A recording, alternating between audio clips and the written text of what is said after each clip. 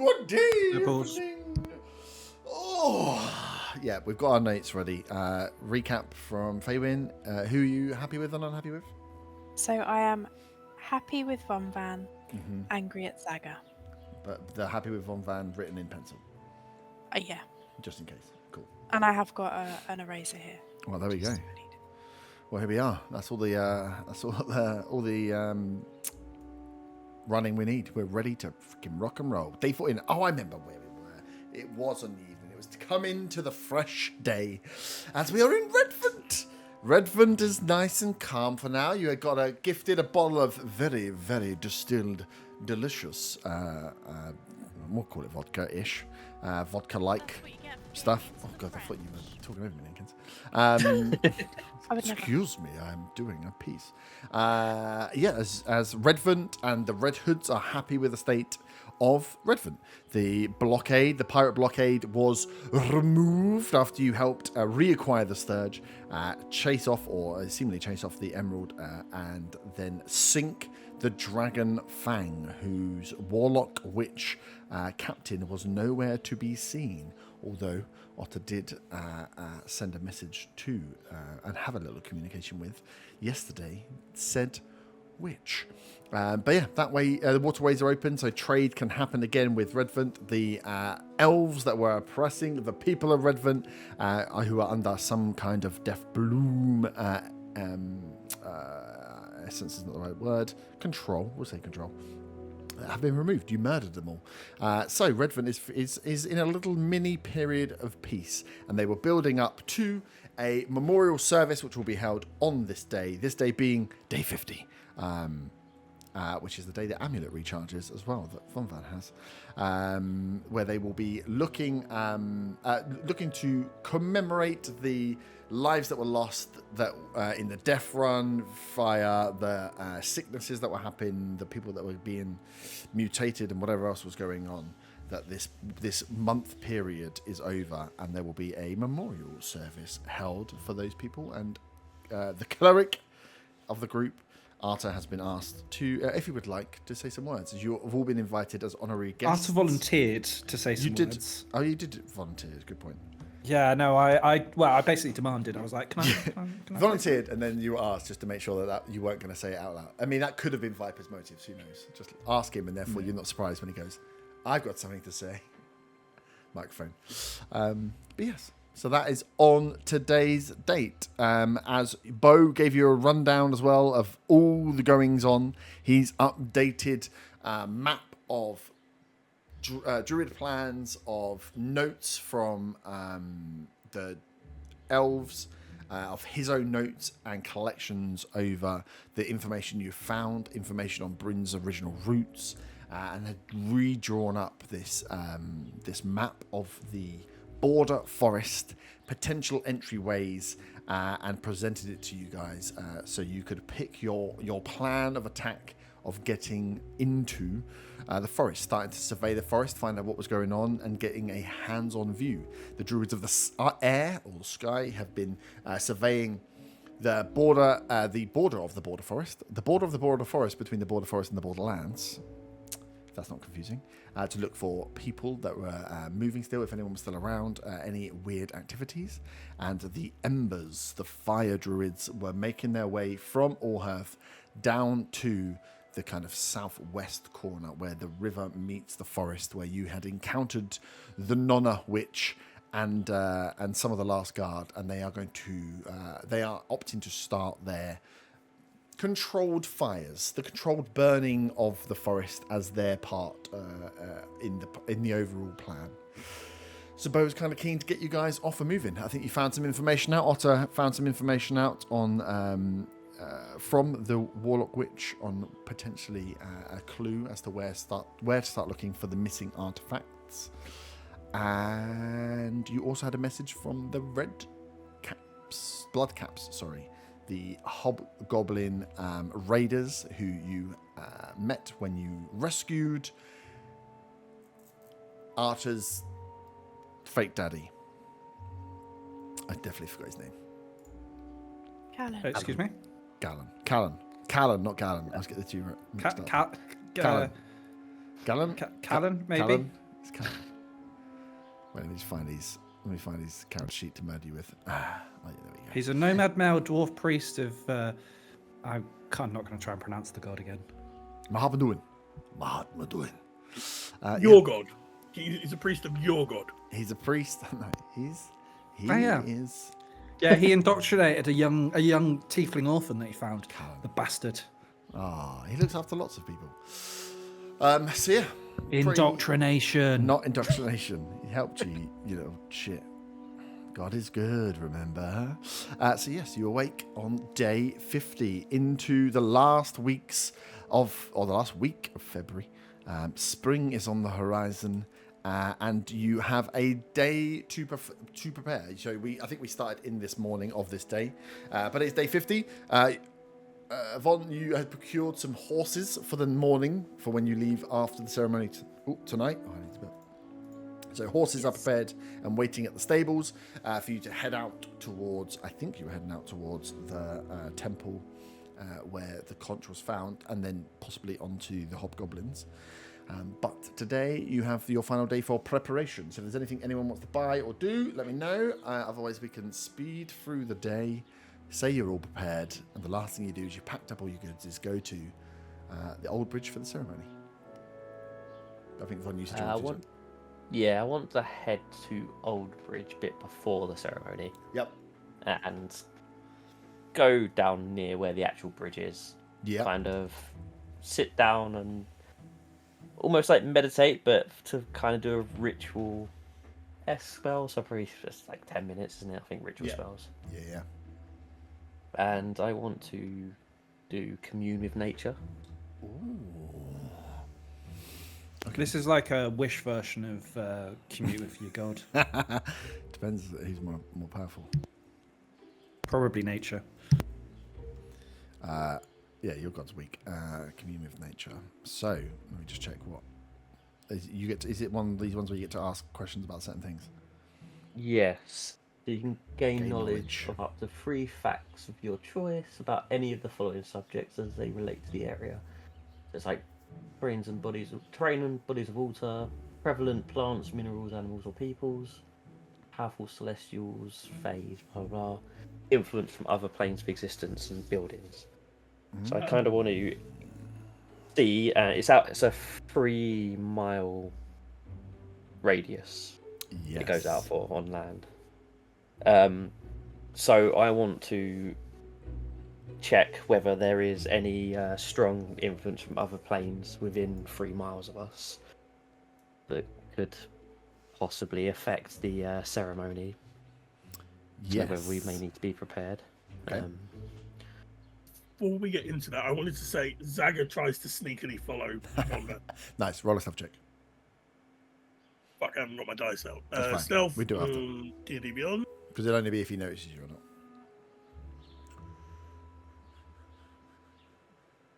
21. 21, nice. So yeah, that's well above Von Van's passive. So you can follow him as he just walks through the street. I'm assuming you're not being overly stealthy. You don't need to, Von, as you make your way down. So yeah, Zaga, you follow down, stay into the shadows, Pink Panther-esque, following Von Van as he just takes a nice stroll down to Old Bridge, sits down, cross-legged, and starts to what looks like meditate at the bridge, at the site at which you can see the forest where you took on that ogre giant thing the first time around. Okay, so for influences from other planes of existence. Ooh, this is a good question. 3 miles out. You would get nothing. You would get a very, very faint feel of Fey influence. Very faint, being probably on the edge of the 3 miles, so you don't think it's close, but you know somewhere you can feel that there is Fey influence within the forest. Okay. Can I try and gain any knowledge on any sort of recent movement in this Fey activity? I would say it is, because it's right on the cusp, that you would only pick. I think you would just pick up that you can feel as you sense out we'll say like the 3 miles is into the forest and around, as you are feeling out 3 miles, because 3 miles isn't huge in terms of the hexes. So yeah, I think you would think right on the cusp in terms of movement. I think what you're picking up is just very light touch. You couldn't really, all you know is there is definitely something fey going on within the forest, within the closest sections of the forest to Redvant. Exactly whether like increases moves or not, I don't think you'd be able to pick up, but we'll include that all as the first one. Okay. So you can get 2 other bits of knowledge.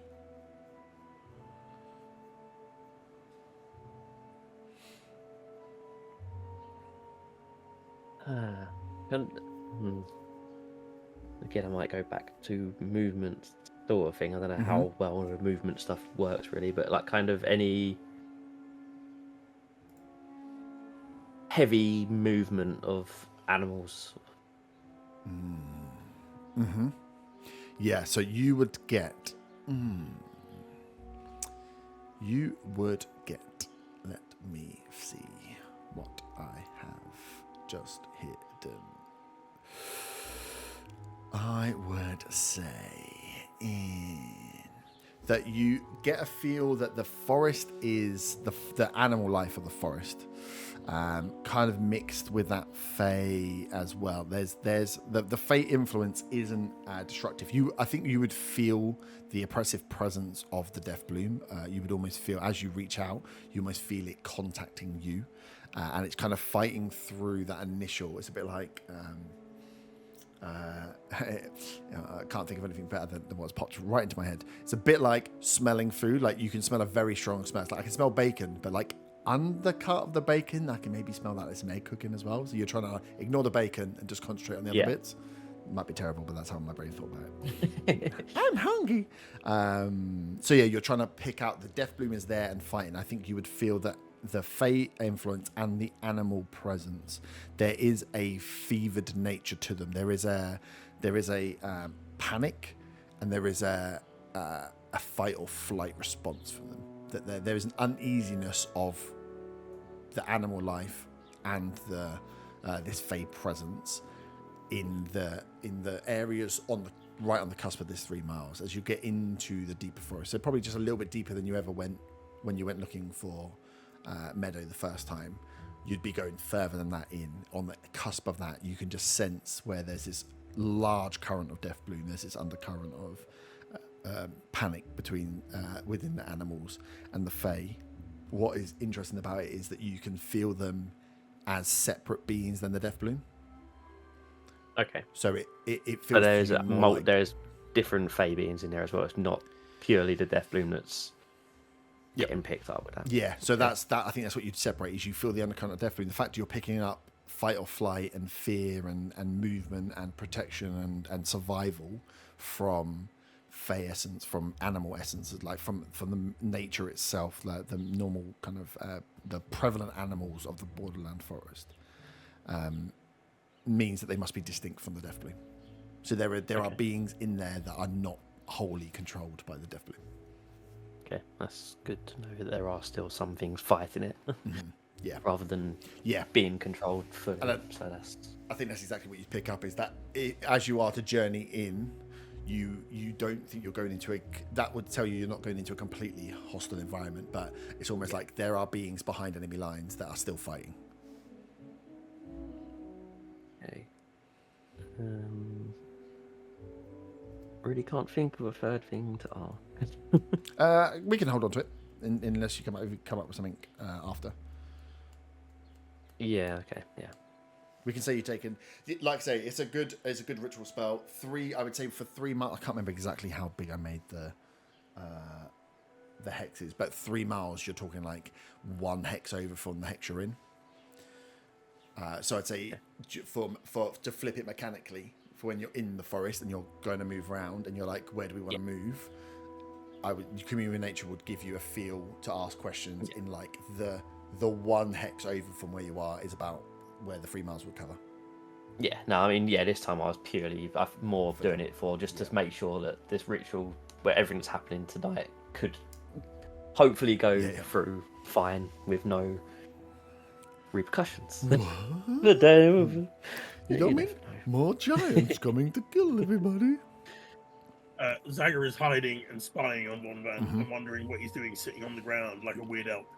Funny as well, because it takes 10 minutes to cast a spell, and then you would spend time. It happens instantaneously, but you'd be spending time feeling into what is going on. So it's probably like half an hour at least as you just creep up. You're watching Von. He sits down, and then just for 30 minutes doesn't move. And you're just watching him. Yeah, I mean, I guess it probably would be sat normal meditation sort of thing, but probably would once it gets properly going, probably hands would be on the ground as well, kind of Yep. So it probably looks even weirder than just meditating. He's running his fingers through the dirt. He's enjoying himself. Creepy. Okay, cool. I was just reading the whole list of that spell. Nice. So yeah, that's what you get. If another question comes up you want to delve into, then you've got one in your pocket. But yeah, just mechanically when we flip, you could definitely use Communion with Nature to feel one hex over from where you are. The forest itself is incredibly dense. Depth of forest is not quite twice, but definitely from where you are in the Borderlands to where it is the country in the South Regan. It's like the distance from the edge of the Borderlands to Orherth plus a little bit more. So it's like days and days and days worth of travel if it was clean and flat, but it's forest, so it's a hefty old beast. Nice. Once you've done that, what's your plan from there? Was that the thing? Well, yeah, I wouldn't have gone down there too early in the morning. I think I would have kind of planned it to hang around afterwards for the ceremony. Yep. Yeah, you can do whatever you want for the rest of the day. As you get down there, you both would see that it's essentially being set up or close to finished being set up, and there is this large out in the main towards the if you remember where they had some of those tents. So you come straight through the door. You have the church on your right, the more permanent buildings on the left, and then just further straight down towards the river, there was some semi-permanent tents set up. Now they have all been cleared, and this is where they have out this large pyre, almost in like the shape of a longboat, where there are stones that run out in this eye. If you look from bird's eye view, it would be like an eye shape. Big, large stones that have been set into the ground, and then inside there's like a pyre that's been built up, layers and layers of wood that have been built up with these separate peaks that sit across. One at the front, one in the middle, and one larger one in the middle, one at the back. On the two ends of the eye, and then where the central ball would be. As you can see, it's all being built, and people are setting it and making sure that there's distance and stuff. But you can see that a lot of the preparations are done for the thing, which is even funny when these guys are working, just watching Zaga watch Von. But you guys are heroes, so you can be a bit freaky. Does anyone have anything else they would like to do in the town the day before leaving? We already dealt with, I think, supplies and stuff, so it's only if you want to get specific potions or ask for certain things or look out for some consumables. Can I actually I might already have one. I already have one. I was going to ask if I'd get a torch, because I feel like this ceremony thing, it's in the evening, right? Yeah. Yeah, that's what I thought. So yeah, no, I want a torch to kind of carry with me as I'm like the Olympic torch, but I've got one anyway, so it's fine. Yeah. Yeah. And you assume how much would you know? Roll a history check, Arta, as you are preparing for this.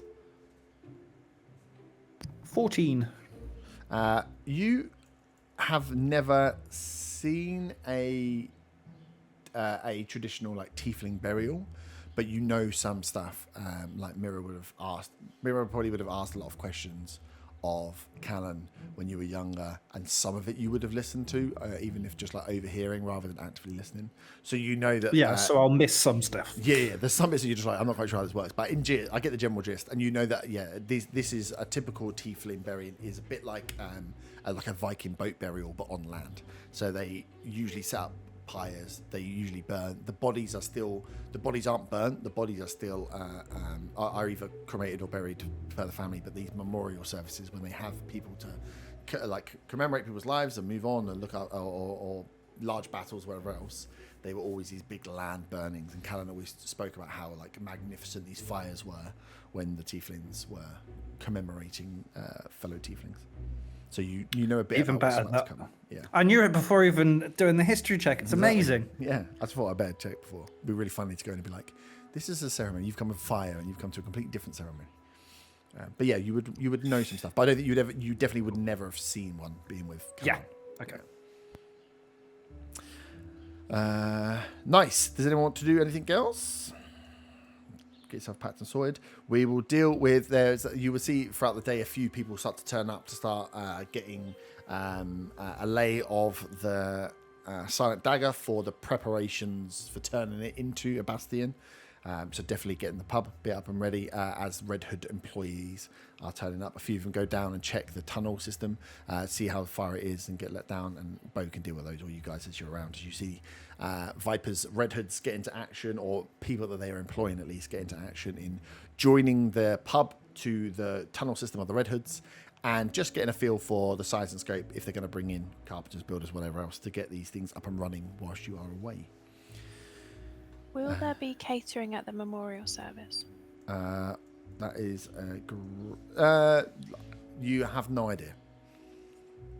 I would But just like to offer to do that for them. do you want to do the catering for the funeral?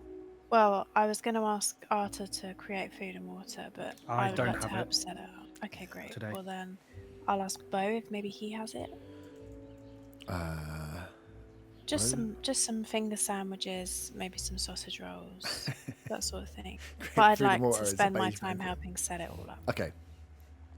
Bo will be a little confused, and then but loves a beige banquet, so we'll 100% use create food and water to create a beige banquet with fizzy pop for everybody. Wow, I need to write this down so I can make with create food and water. I can make fizzy pop. No, Excellent. Only if you're Well, a druid. then jelly. It's the druids. Second- They add something special. Yeah, you can make fizzy second pop, I don't thing. care. Yep. With my history check and my knowledge, can I assume that there is a drinking celebration after to celebrate their lives? That would be a toast. I Right. think a toast would make sense. Uh, Provided by the Silent Dagger as advertisement for our upcoming bastion? Yeah, I don't think you're open yet. That'd be quite quick No, to turn but around. to let them No, know. it's a pre advertisement. We got to You could gotta- definitely put on a wake, yeah. get our name out there. I mean, any burial or memorial you've been to has always been very boozy, Arta. Cool. That's enough for me. That'd be I don't enough need for to ask any more questions. I've been trying to work out what I'm going to say, so that helps. God, it feels like a job interview. Just use the ChatGPT for it, be fine. Nice, cool. So yeah, then you get. Are you wanting to do that in the Silent Dagger then? Yeah, I'll start preparing the things. Fabian wants to leave going to the Old Bridge area as long as possible, having had an emotional day remembering her dear friend Meadow. Ooh, can you put yeah. buntings up in the pub? No, we don't have any bunting. I don't have time. I'm doing the sandwiches with Bo. I would have thought bunting would be a perfect Fabian activity. Yeah, something like that. I don't have any scissors You could probably get scissors. or paper. Yeah, so she's avoiding the Old Bridge area whilst remembering her dear friend Meadow that Arta did such a beautiful ceremony for before. So yeah, I'm just busying myself. Busying elsewhere yourself. as Yep. as possible. So yeah, Silent Dagger is a big open space. So yeah, you can start doing that as setting out food and water for a after party, a wake essentially would be, wouldn't it? So yeah, you can get that all done, all set up and ready to roll. Nice. Well, as you spend the day prepping, I think a lot of you would be in the two minds of, one, you're going to this thing, but two, you're heading out, so making sure that you're getting your packs ready, making sure that you know that your journey out is going to take some time, so you're going to want to try and leave early-ish won't say too early, but you are ready to making sure you're ready to leave tomorrow, and this is the last thing you'll be doing in the evening. So you can all spend time getting your packs, deciding what you leave behind in Silent Dagger, deciding what you take, making sure that everything is in order for travel. As the sun dips and you start to hear from outside the Silent Dagger, people starting to make their way down. Not a huge amount, not the full city, definitely doesn't make its way down. But you start to hear a commotion as there are people walking through the streets as the sun has disappeared and the kind of the post-dusk period starts. Sun dips kind of over the horizon, and then in that golden hour, people start making their way down to Oldbridge. I'm assuming you will make your way down in tow. Yep. Nice. So you arrive at the Oldbridge camp. Looks an area you've been to multiple times now, and always looks a little bit different when you come back, but hasn't been ornately dressed or tidied up. You can see there's no signs of bodies or bloods or the elves here at all. That all those tents have been pulled down. What's quite nice when you actually come into through the bridge, through the double gates of Oldbridge, and you have the church on your right, the buildings on your left, the pathway in front of you just runs to the bridge and runs over to the forest. And now that all the tents have been cleared and everything's been pulled away, Von and Zaga, you would have seen this today, but as the sun comes down, kind of seen the sun glisten, the last of the sun glisten through the tops of the trees, you can see now kind of the distance that you are and your next journey, this kind of ominous hum in the background of the forest watching over what is happening there as that pathway is cleared out. But in your near side view, on that area where the path splits, is this large, what looks almost to be like a longbow in itself. These large pyres, one in the front, one in the middle that raises up, and you can see this one behind with these large rocks. As you can see, red hoods are stood kind of like 2 meter gaps from each other, stood round. Hoods, large red hoods up that are like almost drooping straight over, so their faces are completely obscured. You wouldn't be able to recognise or pick out who any of these red hoods are without getting up in their face and having a look. As you see people starting to fan in and move round, there are a few people carrying torches, carrying candles, carrying some form of light themselves. As you kind of meander and make your way in, find yourself as you kind of feeling your way through the crowds, and there's probably about 50-ish people here, and there's more people making their way down. Viper just grabs your arm, Faywin, as you move in, as you recognise she has a hood up, but not one of the ones that stood there, and just kind of ushers you guys through to an area where there is a primarily red hood presence, where they are stood one side of this pyre, and kind of rest of the populace are spanned round. They haven't created a segregation, but you can clearly see where the red hoods are stood together and where some of the other folk that are more comfortable are stood closer, but some of the others, maybe the mystery of the red hoods are staying further away, maybe on the opposite side of the pyre, as they sit and wait for everything to be kicked off. Zaga wants to break away from the group and stay towards the back. He doesn't like funerals. Yeah. So yeah, you can break away, move to the back, and like I say, this is there is easy enough. People are all around everywhere, and there's men, women, and children. As the sun dips down, disappears over the horizon, and as Viper steps forward to kick off proceedings, and just talks about the pain that Redvant has gone through. How they have come out the other side, how they've seen off, and how they are stronger than ever, and that we are taking this time to commemorate anyone that was part of the death runs or had lost their lives in the death runs, that had helped to fight towards, and that this memorial was to reignite the phoenix of Redvant, to rise again stronger than ever. As people take their time, and then she kind of steps back and offers over to you, Arta, as she introduces you all, as people, there's no like round of applause, but as they note you there, as she introduces you all as helpers, as heroes in that, as kind of like the kindling that is helping to reignite Redvant, and have been for the past couple of weeks, as she kind of gestures to you, Arta, to step forward to say anything you'd like to say. So I step forward. With your, and can you give me a perception check just before you start speaking?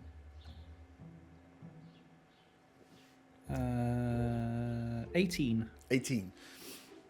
As you step forward to start this off, as you look around, you get a gauge of the crowd. And by this time, there's maybe up to 100. But you lose sight of people; they become shadows in the night. As like you look further out, you know when you're close to a fire, your like distant vision goes. But you see one little face that you recognise as the hood comes down, and the big old white beard of your fake daddy, Callan, is sat as his hood comes down. And he's just got this big grin as he just looks like a happy little granddad that's watching his grandson do clerical things. Psych. Over to you. I know I leave now. It's like one of those. Nah, can you imagine? Can you imagine all the fanfare? Just smiling away. I clear my throat and I hold the torch. Oh no, I keep the torch held where it is, to my sort of side-ish. And I say, we are gathered here today to remember the pain and suffering that we have just felt. Now, I know most of you are not religious, but just think of this as like a going away present, so to speak. We lost many friends, and I sort of look around. Mm-hmm. We lost family. But on this day, we can say that Redvant has been saved. And I lift the torch up. Mm-hmm. You see there's just trying to sort of light up the whole crowd, or as much of the crowd as I can. As you lift up the torch, you can see that there's a few torch bearers in the crowd, or almost the same as you, who kind of lift their torch up with you. Oh, sick! And then I say, remember this day where the mighty have fallen to the common man.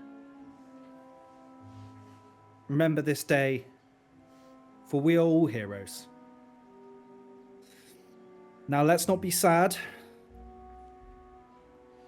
Let's have a drink to remember the great things that those we lost did. And then I to our friends and family. So you hear a murmuring from the crowd. Are you stepping forward to light the pyre? Yeah, I will do. Mm-hmm.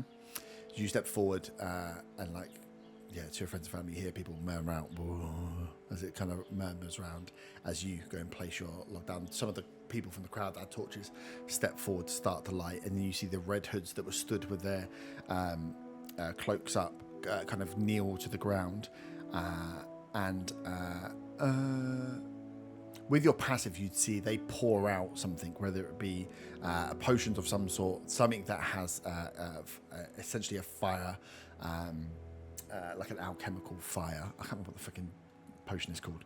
But yeah, you can see they pour out to essentially get lighter fluid in this. As a few of these go down, it doesn't take long before you step back within a few seconds, 5 or 6 seconds, for one of the flames, 4 or 5 flames that these common folk have put down before, just like one of the pyres goes up, and then the middle one lasts as it runs in, as it fires up into the sky, and people give out a little cheer, a little clap, and you hear a few people just like calling out. There's lots of differences to how people go in. It's not like a big rousing cheer, but one of those where a few people just are buoyed by the moment and scream out as they watch for 30 seconds, 45 seconds as these pyres are burning bright before the red hoods that are surrounding it kind of walk out and leave.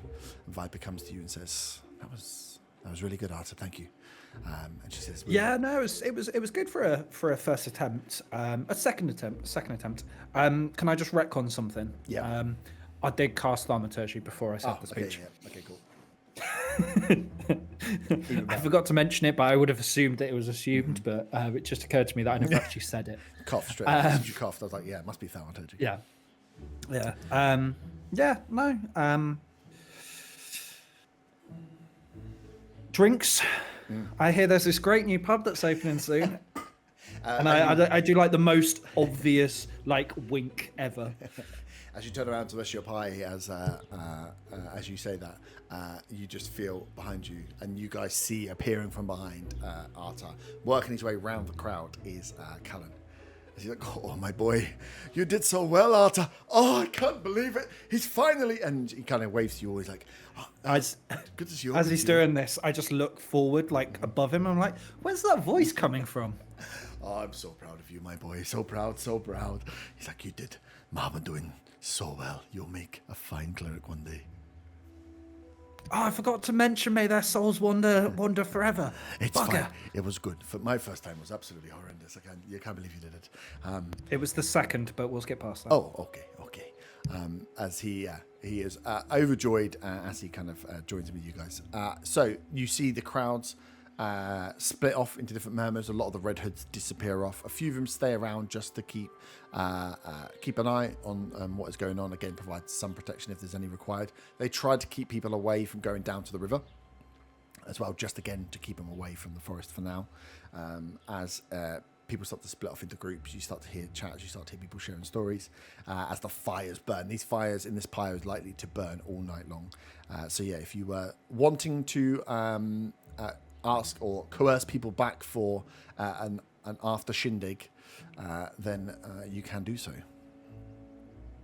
Is there anyone in particular you wanted there, or is it just a general thing for your renowned in this town? I think just everyone. But I mean, I would say that Faywin in charge of catering can decide the guest list.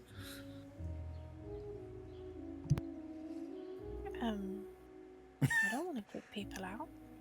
Everybody's Name mourning. everyone in Redvant. Go. Cool. So you, if you're offering out and you're going around and talking to people, you'll have a few people that will want to come up to you as well and talk as you go in there. So with that rousing speech, can somebody roll me a luck check with advantage? Actually, maybe Artie, maybe you do it as soon as you get the speech. So just two d20s. Yeah. Give me your highest number. Why is it added stuff? Oh, it's added them together. 17 was the highest base roll. Add them together. Nice. 17. So yeah, as you go around, you have a load of people come up and congratulate you as Callan kind of just hangs off you saying, I told him everything he knows. Oh, it's my boy.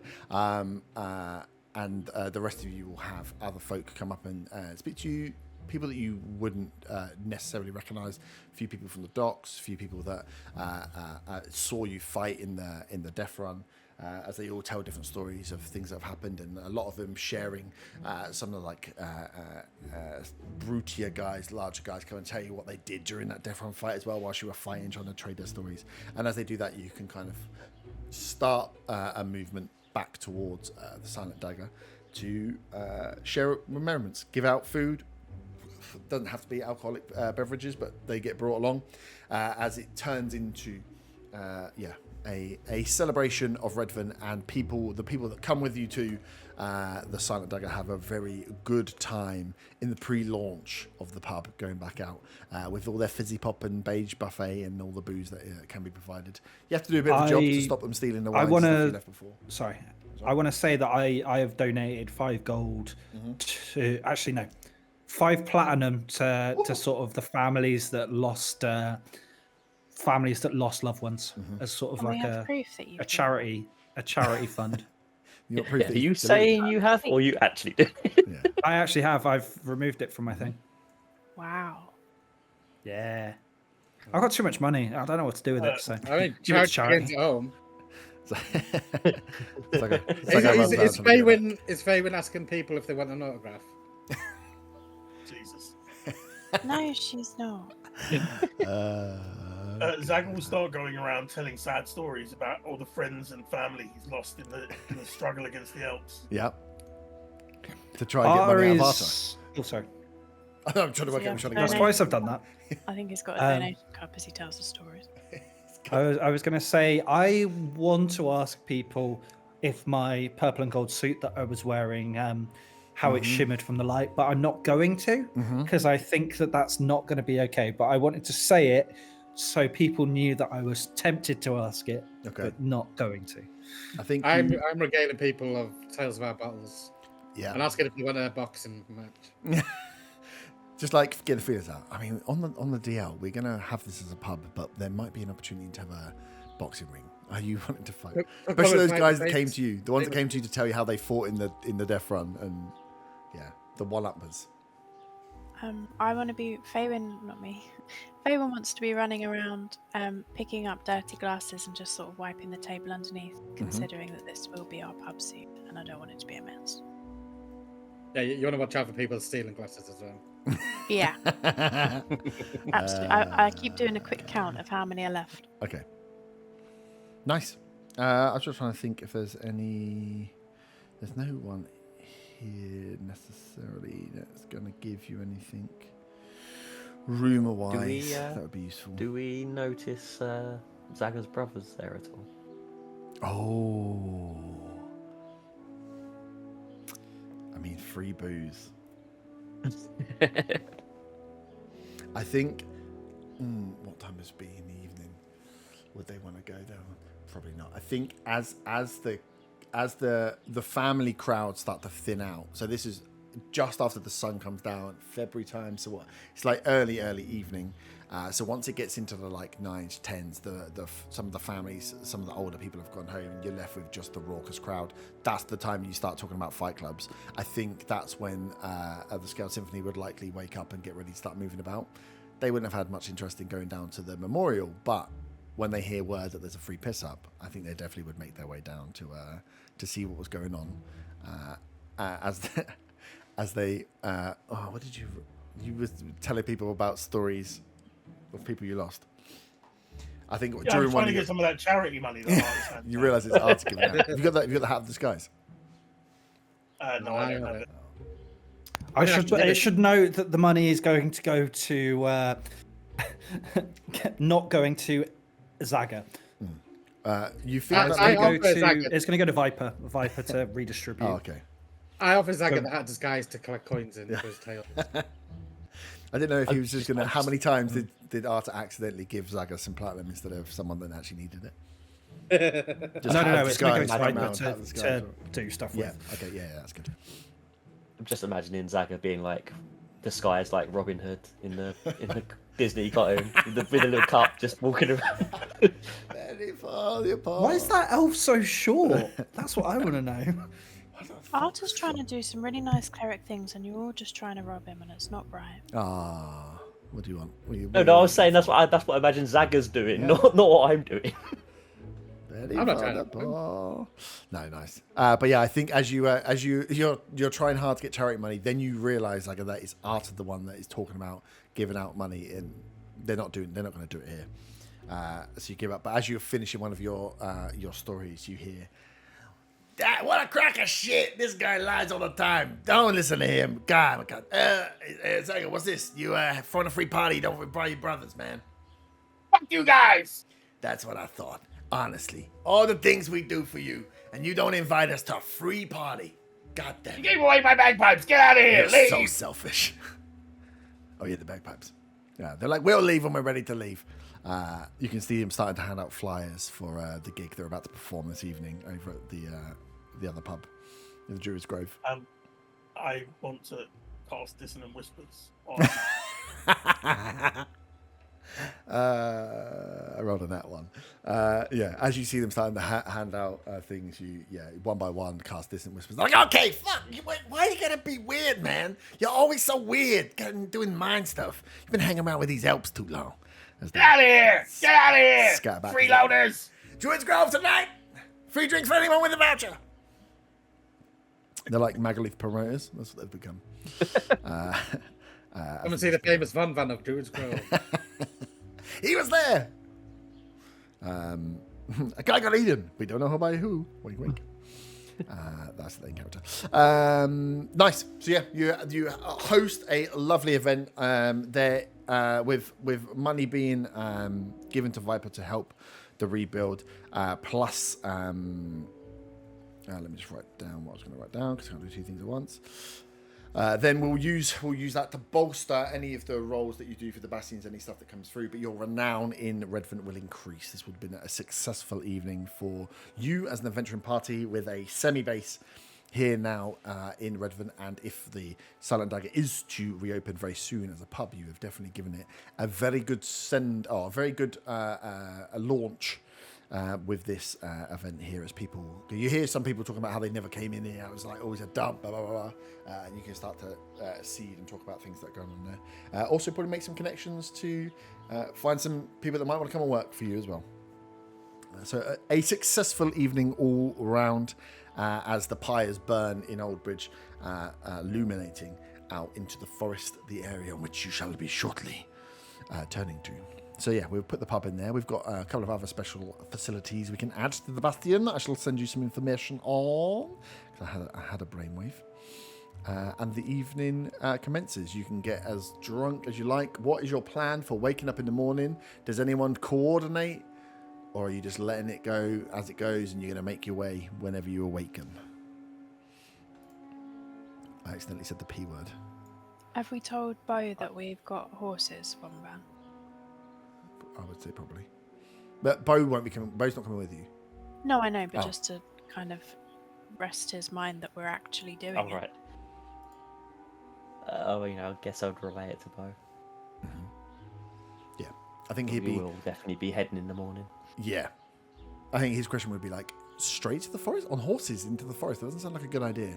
And then you explain that you're going a little bit further west first. He's like, okay, just make sure you let me know where your entry point is so I can let them know back in Allhearth.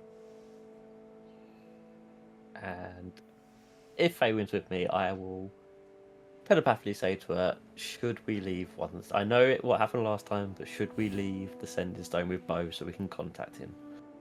Hello. Faywin's eyes well up with tears as she gives him a sending stone. But I know how much it means to you. She pulls it back before she gives it to him. Oh. Did it in real life just in case. I know that the communication you're having with Allhearth is obviously very important and you're probably limited on what you can say, but if there is a time where you're short of words, please send word to my father that I'm okay and that I miss him, and I hope him and Mum are doing all right and that Hector's eating well. Just if you've got enough words in your sending. Okay. And you don't have any other way of contacting your parents? Well, I do have this sending stone that I could, take back to Allhearth, but going in the forest. You've got to take it all the way to. Yeah, that doesn't really make sense, does it? Yeah, I should probably give it to you, really. I mean, you could. Don't you have links in the wizard school as well? Yeah. I mean, they might be better placed. I mean, I'm kind of keeping track of this whole border forest thing, I know, but Okay, I will send message to your parents to say that you are fine. Maybe with the limited words thing, they will. Just if you're running out of things to say, if Grum's not answering, anything like that. Just if you guys don't go to the forest for another settings. couple of days. Takes it. He's like, thank you, Faywin. I know how much these sending stones mean to you. And I don't want to sound like a dick, Bo, but try not to get kidnapped this time. He just deadpans back to you. That's not cool, man. That's not a funny joke. And he died. Wasn't joking. Wow. Well, head to the forest and maybe I won't have to deal with it anymore. So maybe it's on you guys. To Von Van telepathically, I just say the word sigh. Because I don't. You actually say the word sigh. I don't think you can sigh telepathically. So I just say the word sigh. Who's Sigh? Sigh. Sigh. Nice. So yeah, you fill Bo in on the details. He actually does take a break for the party in the evening the day before. Knowing that you're about to start moving, he can start to panic a little less. I'm just wondering where I put that. Nice. So you awake on day 50. No, that's day 51. No. I lied. I'm sorry. Now it's day 50 50, today. right? Now it's day 50, yeah. Yeah. Planning was the day before. Now it's day 50. So yeah, you feel after spending time that the amulet, when you awake in the morning, Von Van, the amulet has a charge, has a magical charge to it, so you are aware that it has renewed its powers, the wild shape one. As you all put your packs together and start thinking about the route out. Are you still planning to head out towards the river, I keep calling it Haven? a temple, but yeah, it's not actually a temple. Well, it is. Is it? Yes. Is it River Haven? No, it's a different one. It's called the... Oh, no, it's called the River Haven, yeah. Yep.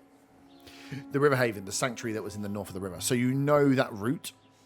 You know that it will take you a day to get there. It'll take you half a day to get to the encampment that's on the river, the where you've stayed before, where you... Well, actually, you've got the keys to that place, I think. Oh, no, you handed them over, didn't you? Where the guy turned into a blob and Fabian gained an extra finger. No, I didn't hand them over. I tried You've to still sell got the the keys. place. Oh, you did I've try You've still got the keys, haven't you? You've still got the keys. Okay.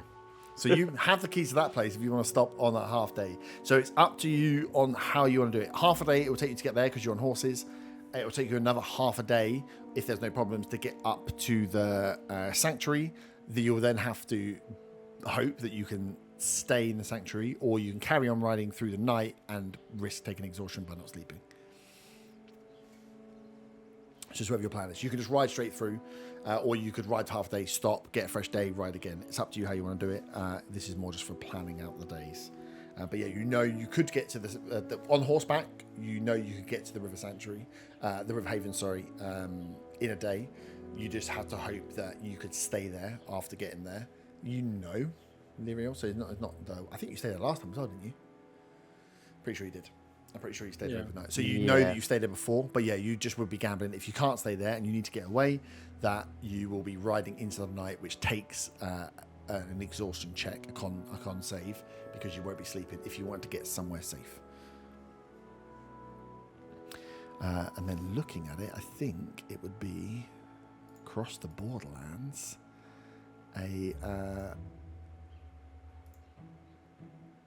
another day out towards, might be slightly longer, out towards the Red Hoods, the Bloodcaps, sorry. So, what's your plan? Ride straight through, ride for half a day and take a break, ride straight, where you can take a break at the place that you own, apparently, because you got the keys for it, or ride straight through to the Sanctuary. I don't mind. It's just, Right straight through? Yeah, it's just a gamble for you. Yeah. The gamble you're playing with is: do you want to arrive at the River Sanctuary a day later, but at midday, or do you want to get there in the latter part of the afternoon, evening, and ride straight through? I think right straight through. Just get there.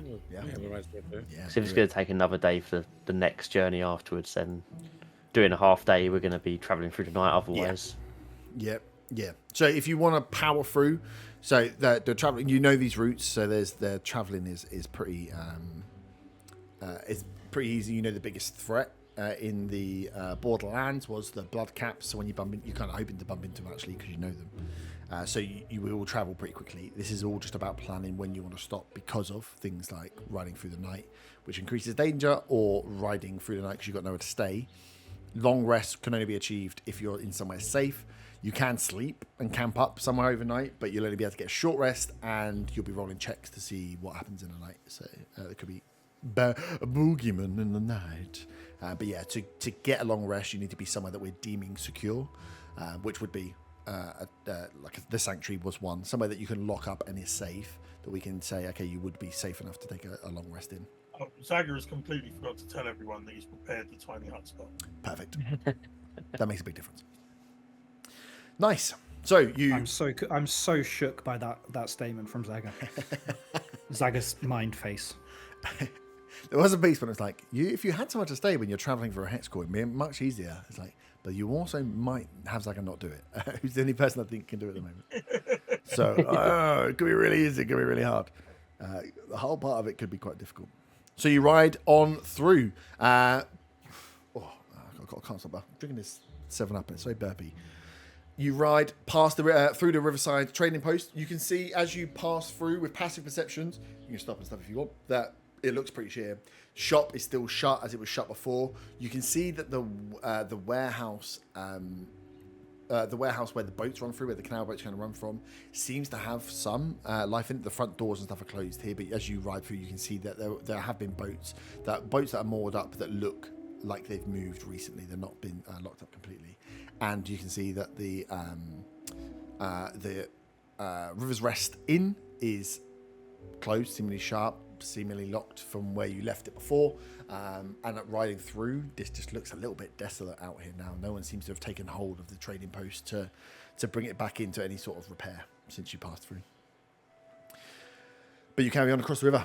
Ride on through that little town, across the river, and then head straight north towards the River Haven. The ground, again, as you're riding through is... riding through. You've got horses. I just realised. I need to know who wants which horse. Because horses have different abilities. So, there was 4 Does horses. any of them have a horse and flies? None of them are unicorns. And has a eagle's head. No, none of them have wings or eagle's heads. So none of them are a hippogriff. That's unfortunate. They're If I all don't get just a unicorn, horses. you don't get a hippogriff. They're all just horses. So there is a stallion, a rugged dark stallion, a grey What? mare, When you say dark, like black or brown or... dark, black or brown, bit mix of both, not chestnut, more black. Shotgun. There is You're sharing with Zagus, so oh, nice. There you is probably want the big horse. a grey mare. There is a steel grey gelding. I definitely didn't Google different horse types. And there's a chestnut mare. 1 stallion, 3 mares. What was it? Sorry, a gilding. Yep. Gelding. Gelding. Isn't that like French? Sorry, I'm just Googling. Great. Don't Google, you might find the horses I just Googled. The exact horses. They're all called tree stuff as well. I've gone real out for it. So, otters on. So they all have different personalities and different skill sets. Remember last time when if things did happen or things spooked, that they could do different things. The horses are the same here. They've all got a different ability. One thing they're good at, one thing they're bad at. It's always fun As to we're kind find. of going up towards them, can I go and pat them, sort of Yep. use animal handling to see which one will be the calmest? The calmest. Yeah, give me an animal handling check. Like the less likely to be spooked. Yep. 18. 18. Less likely to be spooked. The chestnut mare Oh, doesn't. As you approach, doesn't seem to flinch. Like someone kicks a bucket over, and you see the horses all kind of like as you're getting ready to. This is before you start riding. As you're taking them out, this horse just seems like steel. Does not even blink. what's her name? Cinder. Okay, I'll go for Cinder, please. Can I, for the remaining 2 horses, can I see if either of them like me more than the other one? Roll an animal handling check. Roll 2 animal handling checks. 2. Yeah, Okay. and I'll do it for one of the horses each. That is a 9 and a 12. Oh, a 12. The steel grey gilding slightly likes you maybe a little bit more than the other. We'll go with that one. Yeah, very. And I go up to it strong and front. I try and put my hand on its like side of its face and on its like neck, and I'm like, let's be friends. It telepathically contacts Cinder and just says sigh. Cool. So that one's called Ashen. Otters dinosaur? is Bracken. And that leaves Von Van with Moss. And then Zaga can share between whoever wants to give Zaga a ride. You might pass him multiple times throughout the day, depending on how annoying Zaga's been. Unless Zaga wants to stay with Von. If we're keeping that up, then you're both on Moss. Yeah, Zagger will do that. What is Moss's personality like? Just get. You don't know. Can I do an animal handling You check? can do an on animal handling check. Moss? Can I, while he's doing that, can I braid Cinder's hair? You can. That's 22. Oof, nice. You, as you and then Zaga get on, you notice that the moss is slightly lame, has like a slight limp on one of her hind legs, which at first you're like, what the hell, man? Yeah. But you realize that as you get out and start to get through some of the muck, especially when you've been riding for a bit, especially on the way up to the River Sanctuary, for a bit you're a bit like, oh, we've been stung here. When you're going up through the River Sanctuary, that the moss is a lot more sure-footed than the rest of them. So going through some of the boggy land, what would be difficult terrain for you to walk through, takes it like it's nothing. It's you like are falling behind, and as soon as you hit like boggy land, the moss starts making our way through the rest of the horses. You get to the front, and also doesn't startle so much as well. You hear there's a little bit in there, but is a very calm, reliable horse. I got a 13 on a London check for Bracken. 13. Ooh. You don't. No. You don't pick up that much. You've not ridden a lot of horses before. This is a definite, like a strong horse. Probably the tallest horse here, and has a few like old battle scars you can see where it must have been used by like it either was attacked as part of a caravan or was used by bandits or whatever else. It's a battle hardened horse. You don't pick up anything, but I'll store that for later. Okay. Nice. So they're your horses. So you make your way up through the boggy land, this is what triggered me to think of it, because I was like, one of these horses is better than the others of this. As Von, you start to pick your way on with Zaga, with Moss through to the front, and you can see that Moss just picks the path through the bog the best, like very sure-footed, hits the dry land consistently, so you don't lose any time picking your way through. You don't get bogged down. You remember the first time you came through here, it was much wetter, but you had the cart as well, and you kept getting the cart stuck. There was a few times you had to turn around and move back. So yeah, you let Moss lead the way as you all kind of follow your way through and start getting to where the trees, where the river is close, where the sanctuary was, and where the tree growth started to increase as you start to slowly pick your way in towards the sanctuary. So you are within a couple of 100 feet. You know where it is and where you're heading for. Is there anything you guys would like to do up front? Are you just arriving on horse, demounting, doing anything, or are we just arriving at the sanctuary? I say stay on a horse for now, because it's been so quiet on the way there that we don't know what we might find in a kind of bigger place of settlement. So staying on the horses in case we need to make a quick escape is probably the better idea. And I relay this to the group. Nice. Yep. So wise. I am 18 wise, yes. Plus 4 wise. I am the wise. And you are a traveller. I've seen these lands for years. Oh, we've been down here a few times in the past. Don't know. Probably the same as my Scottish one that turned Welsh. It was yeah, it wasn't in character, don't worry. Cool. So you pick your way through on the horses until you start to see the signs of the rock, the rocky. I can't remember what the bloody word is called. The outer walls, the broken walls that were there. The kind of the edge of where you had found the River Haven before. The water has subsided a lot. You remember last time you were here, it was flooded and very, very wet. And if you think back, you killed a water weird here, or a couple of water weirds, some strange elemental beasts that had been flooding the land and had caused the sanctuary to be closed. As you come around, it's much drier, and the flowers are starting to bloom as spring is pulling in. Lots of yellows and light pinks of the flowers, and it's incredibly, incredibly peaceful. Can Von Van Isaiah give me perception checks being on the first horse, please? That is a dirty 20. Nice. 11. Perfect. Zaga, you see the back of Von. Von, you see... as you look out and you're like trying to spot, again, picking up for any danger, it looks like a much more... So you understand this, how this is like a ritualistic sanctuary. This place was for the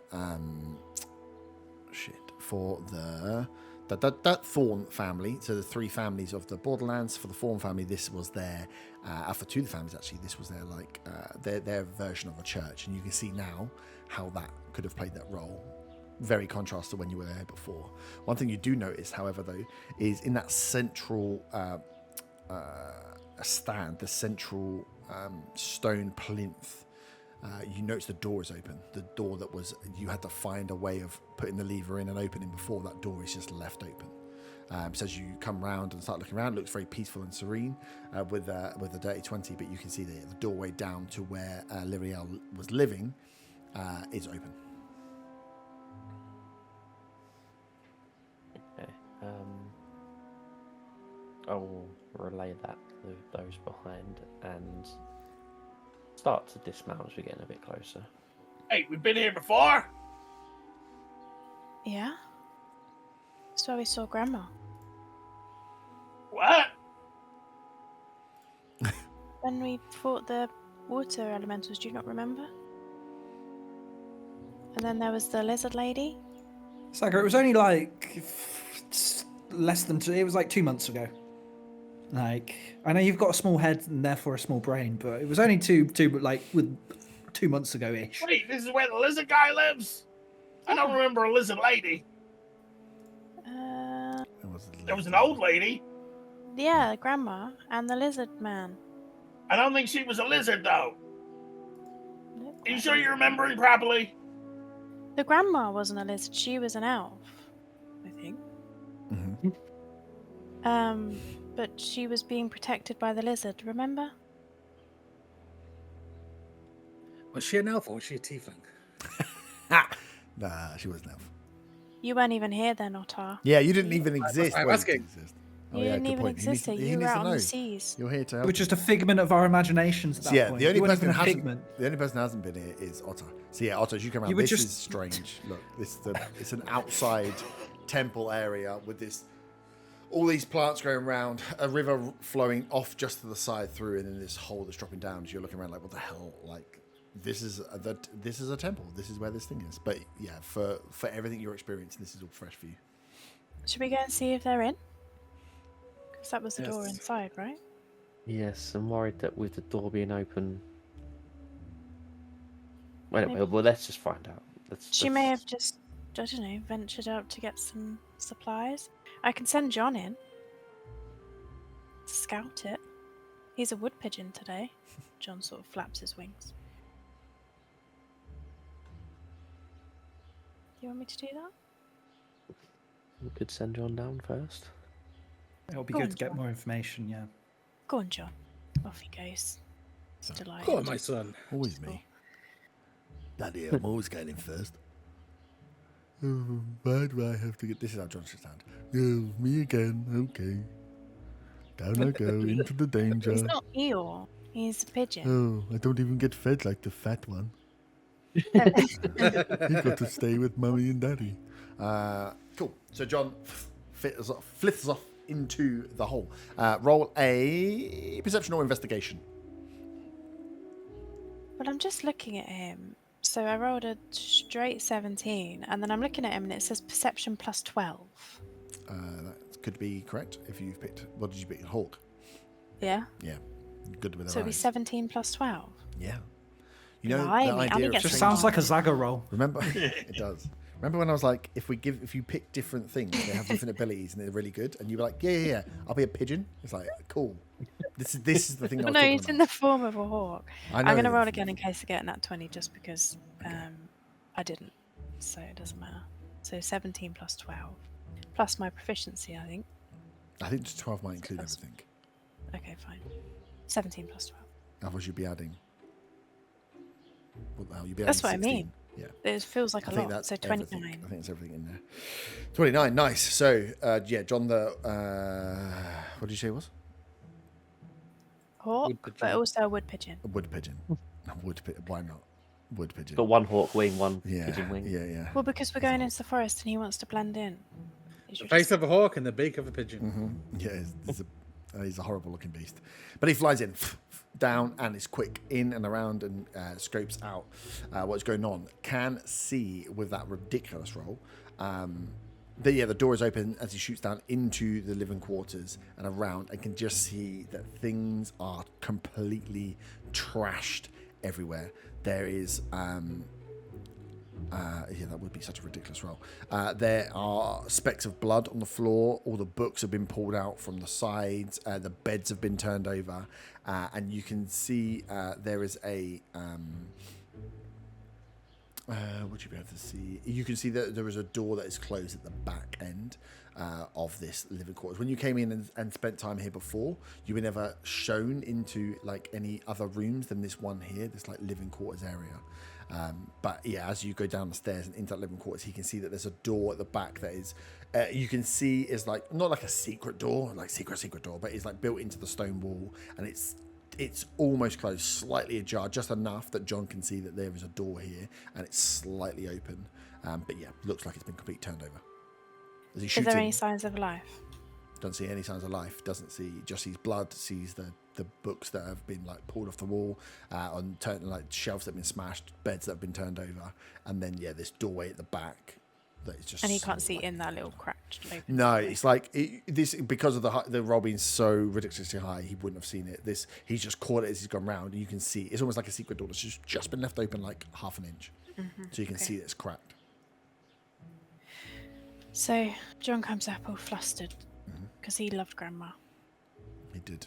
I'm not sure if he actually existed at the time. There are stories of her from Hector.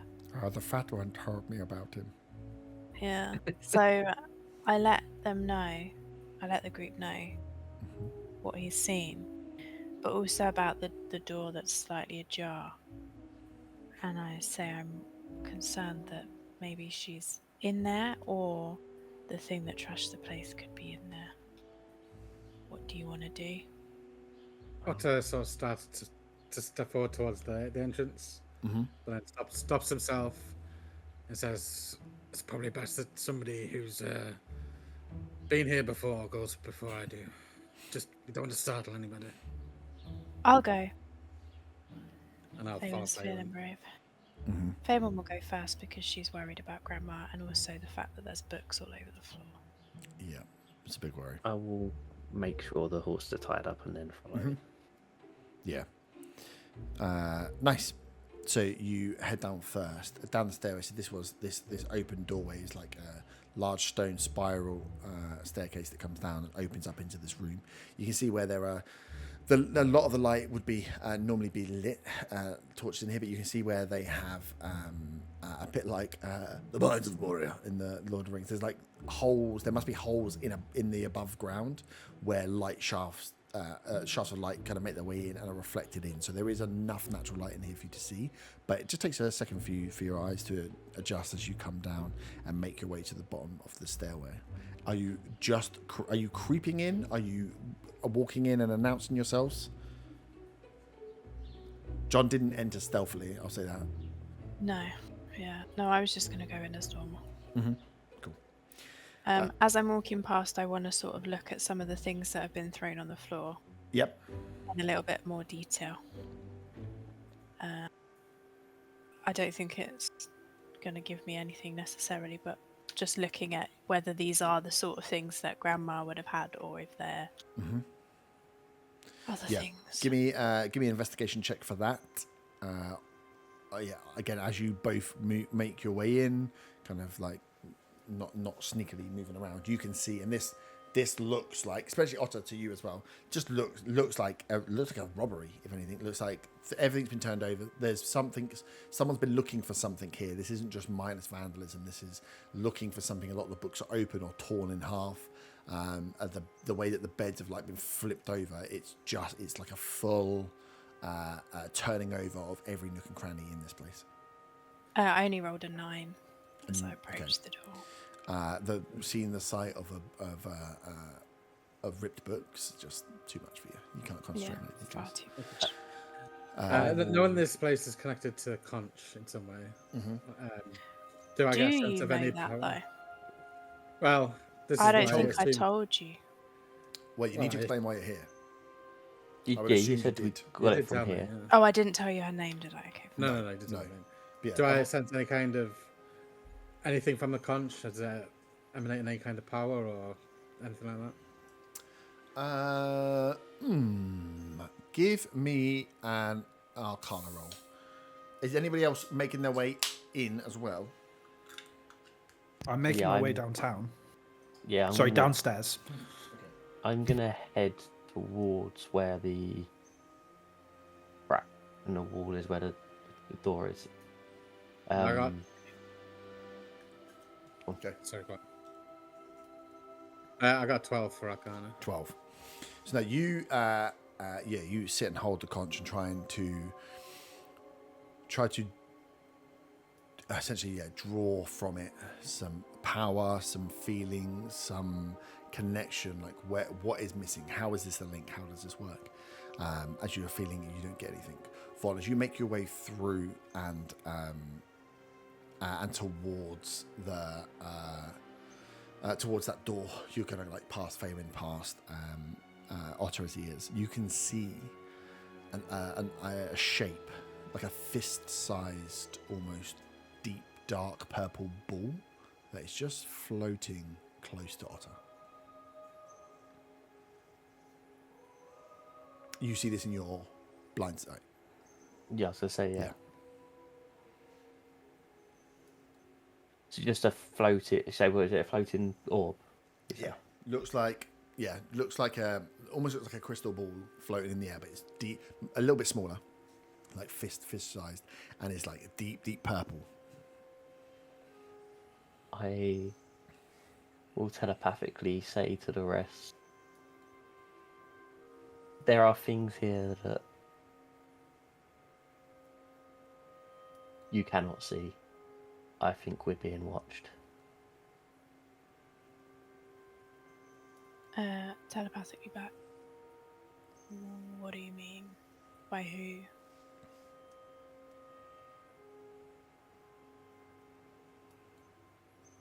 I don't know.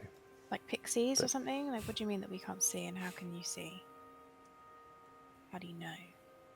If I head towards Otter, does the orb move at all? As you give me a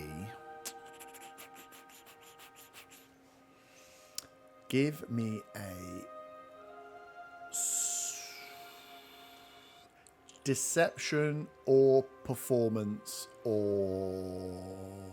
deception or performance check to move towards the orb, to pretend like you can't see it but you want to see what it does. Okay. The whole like look behind you but do it casually sort of thing. Like how can you like I'm just gonna walk towards you, Otto, in a completely non-suspect way and just yeah. So you can do deception or performance. And in true uncharismatic style, that's a 2. 2. You are so good at it that as Otto, you're like concentrating as Von walks towards you. Von's walk towards you is weird. You know, when like it's like, are you trying to creep up on me or something weird? So as you look at him and then you realise you catch him looking over your shoulder, and Otto, you turn around to look at what's there. So Von, as that happens, you're like, oh, jig it up. Otto, you don't see what Von is looking at, but Von, you see the orb the orb doesn't necessarily move, but as Otter spins round and as it catches, you almost I don't know if you would feel it. I don't think it has.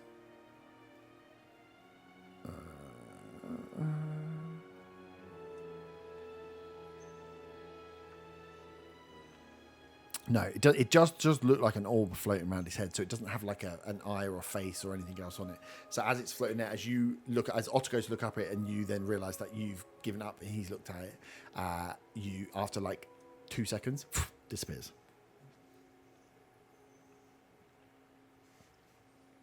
Do I still not know it was there? No, I said what's for you. You've been concentrating on the conch. You then get nothing from it, and then sense that Von is creeping towards you. As you look at him, he's looking over your shoulder. You fall for the bait, spin and look. There's nothing there, and you look back at Von, and you're like, "What the fuck?" But what Von has seen is this thing being there. You both look at it, and then it just disappear out of sight. You okay, Von?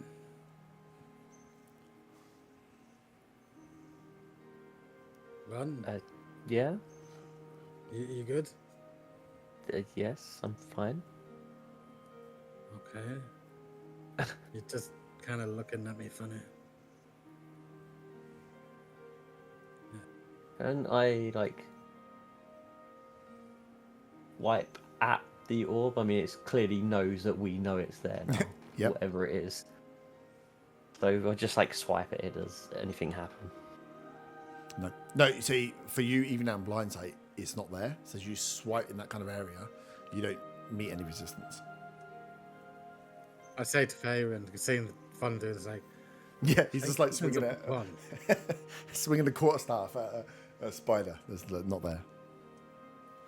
What did you say to Faven? Sorry. So I think something's up with Von. He's been very strange. Bombam. I'll I do a will medicine check on telepathically him say in case back, he's got a temperature. There's something with us. I rolled a 22 to check if he has a temperature. No, not really. What do you mean there's something with us? Or did he say that telepathically? What? There's something with us. I said it telepathically. Oh, okay. Telepathically? What do you mean there's something with us? I asked you this before and you didn't explain what you mean. Now you're just swinging your quarterstaff around. I was noticing the visual of faces on them both. Yeah. And I said it then. So now I'm even more confused. Arta, Zaga, are you staying outside, keeping watch, or making your way inside? Knowing that I'm doing more religiously stuff now, and you mentioned it's kind of like a shriny tomb thing. Yeah.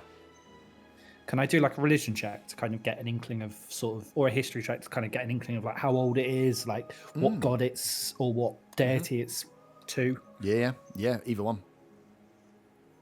It's the same. Oh no, it was on a nat 20, but it didn't end on a 2. That's a 5. 5. Now, as you are up top, you spend time kind of trying to. Okay, I'm getting used to this thing. Trying to get in touch with things. You touch a couple of rocks. No, maybe try some flowers. No, and you are maybe this isn't maybe the right way of. Yeah, no, nothing. And you could head downstairs and try and maybe find out more information that way. But as you try and just connect to God in this place, or connect to a god, or connect to a feeling, you try and nothing pings back. Good. It was a good check though. Just bad roll. So yeah, I would say you can do that for a bit, and then if you would want to make your way downstairs, Zyga. Yeah. Where you want to go? You staying outside keeping watch, or heading in to see Yeah, what's I'll going keep on? watch. Cool.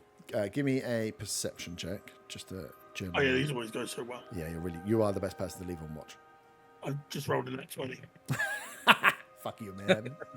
So Why you gotta do me 22. like that? 22, nice. So yeah, you are clear out here spotting around for what is going on and who might be moving where, and we'll pick up if that gives anything. Nice. So yeah, after you do that walk downstairs, you catch the end of Otter stood holding his conch, Giggity, with the two elves making facial expressions at each other as you walk down into a room that's just trashed, and there's a blood trail and a splatter on the floor. It's just God, what's going on?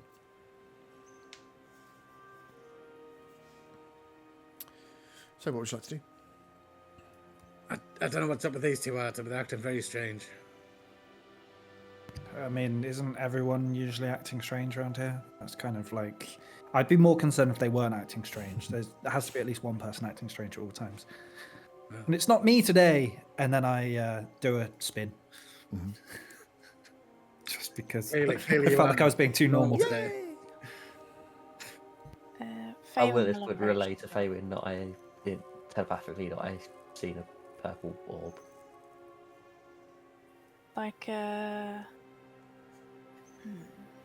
Did Faven see the scrying ball from Jenny before? I think you all fail in seeing. Yeah, we all failed. Yeah. Yeah. Roll an Arcana or it's Arcana. Oh, I only rolled a 10. No, you guess it's magic, but you guess it's magic. Probably And you should- guess someone I spying probably you, but should that's roll probably an should probably Arcana check on it, shouldn't I? Yeah. I've seen it from the start. Actually, yeah, I can't see it. Oh, fucking hell. Ow, that's the second 2 I've rolled, so that's a 10. Nice. I rolled a 2 too. You're at you all know it's a scry spell, but none of you know it's a scry spell. As the magic of magic gets away from you again, you can surmise that something magical was watching you, but where it was from, who it might be, or how it was working, you don't know. But yeah, an orb floating around invisibly gives you the feeling that someone has been alerted to your presence somehow. But you no other way of knowing distance, length, how it works, all of that eludes you, but you can draw enough of the dots together. Otto will leave the Alps, acting strange, and kind of cautiously edging away from them around the perimeter of the wall, sort of keeping an eye on them as if like, what the hell they're doing. Make his way towards the door with the crack in and see if he can open it first. Yeah. Nice. So yeah, you make your way, leave the room, and it's towards like the back. It's off to a side, and it is strange like place to have a door. As you give it a small push, and it just scrapes and just starts to slide open. As inside there is a what would almost be round chamber, like maybe 15 foot by 15 foot, maybe slightly larger, but it's like you're in there. As you kind of pick up and look around, you can see there's no natural light in there. There's just a hum of almost like fireflies, like these little specks of light that are just giving this orange yellow glow, and you can see that you're in like if you imagine there was like a bulb under a tree, you're like the roots surround this room. That are all there in this like perfect open. The middle of it is completely open and spherical as you open this door into it, and in the center there is like a wooden. Again, looks almost like a table, but more like a stone slab, but made of solid wood. The top flat, and on top of that is what looks to be a wrapped up humanoid figure. Guys, you may want to come and see this. Fabian runs over. Casually strolls over, not expecting anything bad.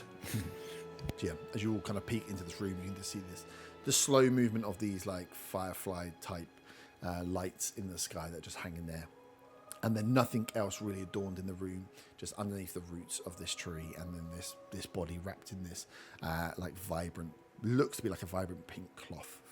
From the distance you're at is all you'd pick up with passives. Can I? Do I have it?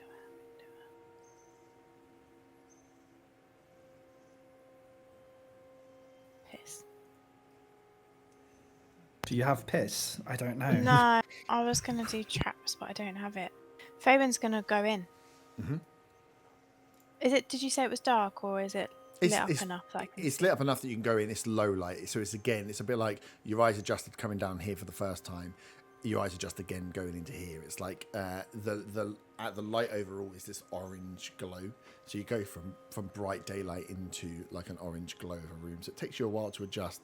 But yeah, as you look around, it just seems to be this center stage. And Arthur, you would get the feel that this feels a little bit more religious-y, right? There's a central, almost like altar, large placard, like big table, ceremonial table type thing. There's clearly a body on it, and then you're inside the roots of this tree. Like this feels like this is part of that sanctuary. Can I go over to the body? Yeah. So yeah, you make your way up and over to the body. You can see that the figure is small-ish, but humanoid side, probably 5-ish foot, maybe a little bit smaller, wrapped in this vibrant cloth. There's like pink and reds, the almost the colours of the petals of the flowers that grow above, in a mummified-esque wrapped up, face completely covered, body completely covered in a arms crossed over state. And you can see that there is blood on the altar as you get close. And you can see that there's something poking out from under the body close to this blood. Can I do a medicine check to see if I can work out how long they've been there? Or something like that. Yeah. If Can I do a you medicine guys wanna check move to in- do something? Yes, if you want to. So to do a medicine check, you'll have to disturb the wrappings of the body to That's discern fine. what it is. But yeah, so as long as you're happy to go over, and if you want to find out what's going on, fuck yeah, it. you can go. Cool. Also, I got a nat 20 plus 8, so 28. Nice. Cool. Is anyone else doing anything else as you move in, or are we following in behind Faven and I just want to keep an eye on whether the orb is still following us in general, or just following Otter. No, you can't see the orb anymore. I can't see it now; it's disappeared completely. Okay. Yeah. As you're looking around with your blind sight, in that room around Otter, in this room, you cannot see sight of the orb, and you like walk around to test the full like range of your blind sight. You're not seeing it anywhere. Okay. I will move out of this room and go to the doorway of the first room. So then just stand there keeping watch. Okay. Yeah, cool. So you go do that. So yeah, Fabian, you're at sight. You see this this thing just like poking out in the blood on this side of the altar, and you realise the blood is has been left there. It's not from the body, that it's been left there with whatever this this item is. You can see, and as you start to get a slightly better glimpse of it, it looks to be like a folded piece of parchment. You get a better look of it because Arta skillfully just cuts down the front of the body bag to open up to see what is inside. And laying inside, you notice, Fabian, as you kind of catch, then realise, then look up, you are presented with the face of Lyriel, the old elf, the elven historian, as with her arms tied up in a gown that has got bits of blood speckled across it. And I'd say we move over to Arta with your medicine check. As you are going through, and you do it delicately. It's not like brush. You do it delicately, like I'm not trying to surgeon pull would. apart the body. Yeah. I just want to try and get an You do inkling it. of what You do happened it or with when respect, it happened. exactly as you're going in. So kind of Fabian, as you see, as Arta opens, like slices open to the wrappings, lays it apart. You see the face of L'Oreal. You notice the blood as Arta starts to move parts of the body. Arta, you can see there's blood on the cloth, blood on the robes, and if Fabian, you remember back. When you met her, she was in these kind of robes, dressed normally. But the blood is not from her as you go through and look. As you then kind of start to move, you notice some heavy bruising across the body. You see there's some cuts as well as you go through, and you will find something else. Let me just find the detail of what it is. But you can see that whilst she has been laid to rest, that someone here has laid her to rest. Whoever had laid her to rest, you would pick up with that incredible roll that the person that laid her to rest was the one that was bleeding, was the one that's left the blood on this scene. The blood was either cleaned up or already you can see where it's been cleaned up in some instances from this body. So whoever was here tending to her after she was dead had done a job to clean her up, but were bleeding and were injured themselves. But yeah, as you go through and you look for signs of death, you will find with your ridiculous medicine check that whilst physical damage was done, attacks like pummeling attacks were made, bludgeoning attacks were made. There's a bit of slicing in there, but it looks more like force has been used. You pick up a almost confuses you at first, and then you trick back, and I think with your roll you would join enough dots that there's like salt left behind. Like there is in the hair, there is like this salt. Some of the skin and some of the wounds you can see where they're almost and as you're bringing it back, it's the residue of like seawater. It's dried seawater that's left behind something. That the weapons and the things you're looking at here seem to be magical uses some kind of bludgeoning seawater attack that has left and dried.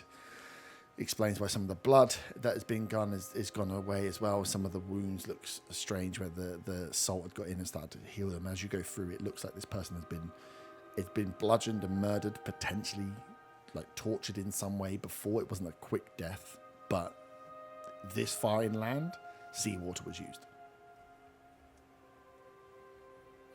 Does she look at peace now? Yeah. I think you can see that she has been cared for and presented and preserved in a way that gives her dignity in death. Mm-hmm. Faven begins to cry. Not liking the fact Faven's crying, slowly backs away. Mm-hmm.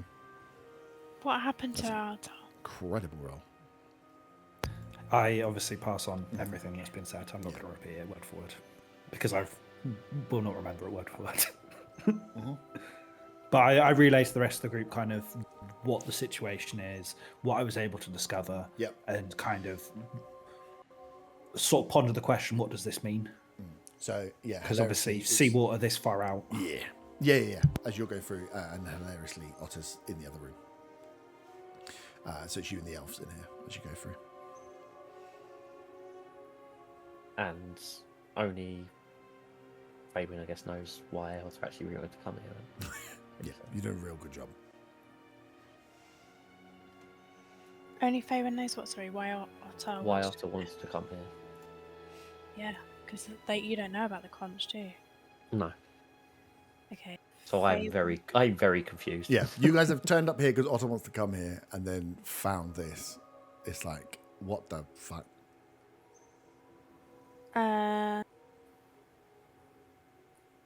Telepathically to Von, no offense, Arta. She just says we need to talk.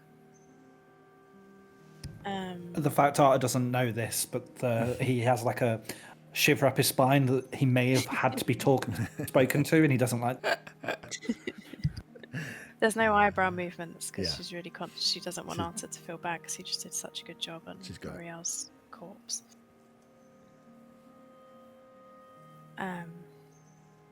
Okay. I'm gonna look around the remaining stuff that's all just on the floor. Mm-hmm. I'm not necessarily looking for anything in particular other than I'm upset by what's happened, so I'm just trying to tidy up even just a little, putting books back up and that sort of thing. Just trying to register what's happened. Nice. So you start tidying up. Otter, what were you Are there doing any? Are there any little trinkets that could remind me of her that are knocking about? Yes. Well, there was also, you did see something under her body if you wanted to look at that as well before you leave. Yeah. Can I ask Arta to help me move her? Because I don't want to. I think Arta would kind of find it as he was seeing you go quiet and then be like, oh, Arta, you go to kind of relay the body back into rest to ensure that it's... Oh, yeah, I would have done that as a and as you're doing that... I would have done that as a holy man. You would find the parchment kind of tucked underneath. As you find it, Faywin, you can whip it. And you can find that, what you have here is a very small, tightly wound scroll. And round it is like almost like a set of rosary beads, but not quite rosary beads. They're much more. There's much more color in these that are here, and some of them are like hardened seeds run through some twine. A few of them are like some like compacted, dusted off like petals where they've been ground down and then concealed in like a not like an amber, but like a gelatin type, or like a tough goo. And there's this kind of rosary bead braid that's tied around this parchment, this tightly rolled scroll, which is partly covered in blood. Okay, I'll take that. Mm-hmm.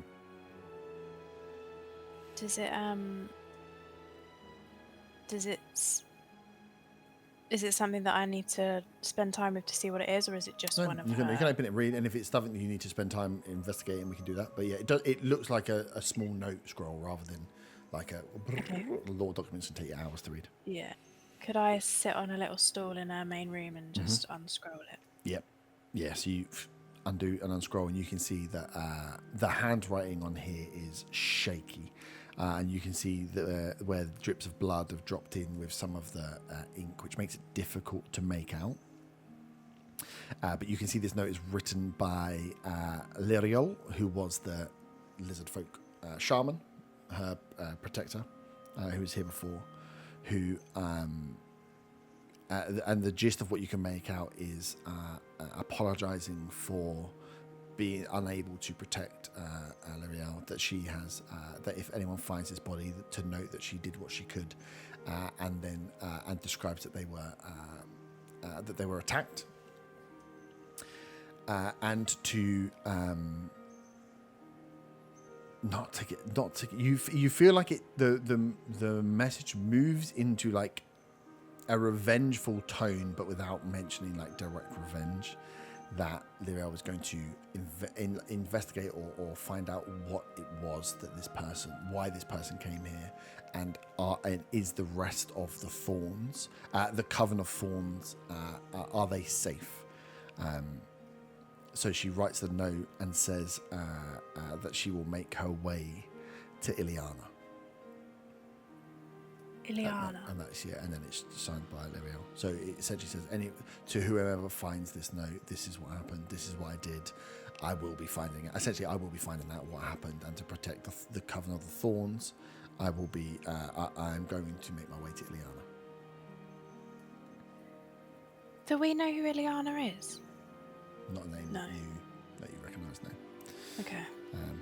But you've got a fuck ton of books in the other room that are all been ripped up and stuff, that if there's information you want to try and piece together, I suppose, is whether you want to, seeing what's happened here, share everything with everyone to get everyone's ability to help, or not.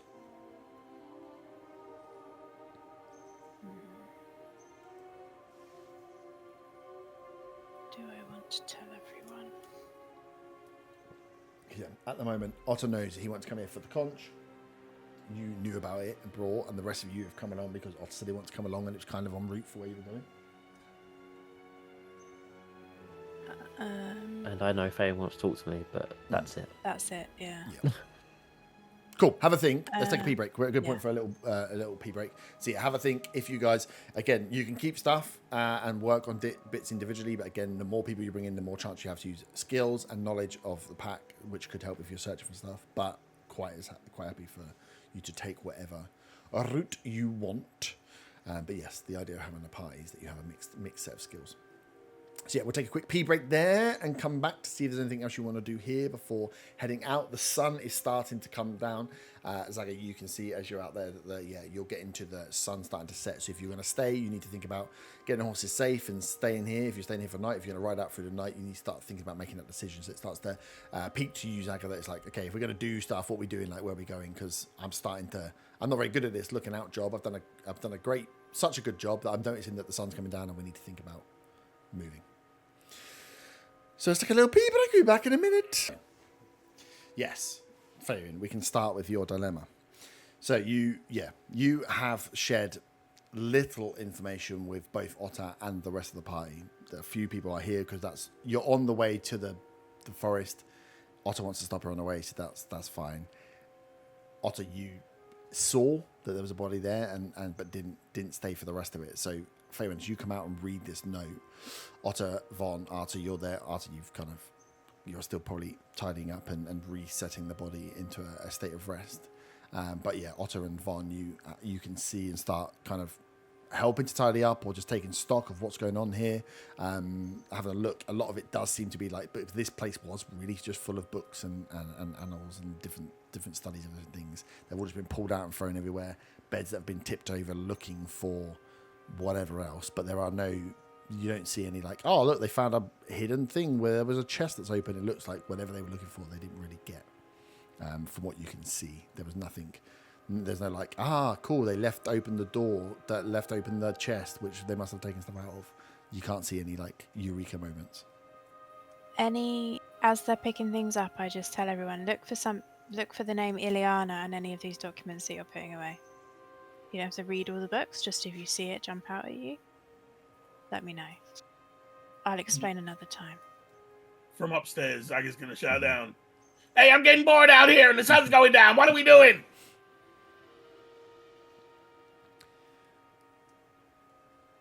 I would say with that, as you jump down and start moving across that gate with your nat 20 perception, you fed up as you're like moving across. You pick up something. It seems odd for you to even pick up, but as you're like huffing to move across, almost like kicking small stones on the floor, you see where there is like the residue of a blood trail, and of a trail that leads out west, which is the direction you guys want to go towards, but like into the borderlands is where you see that they've kind of come out of this entryway. You kind of, as you're walking in, you see the track kind of walk across, and you can see where someone has knocked their way through some of the trees and gone west into the borderlands. As you then go down and shout, what the hell's going on? But yeah, you just pick that up as you're like, hang on, there's blood, and it leads over west. Yeah, I won't mention that for now. Mm-hmm.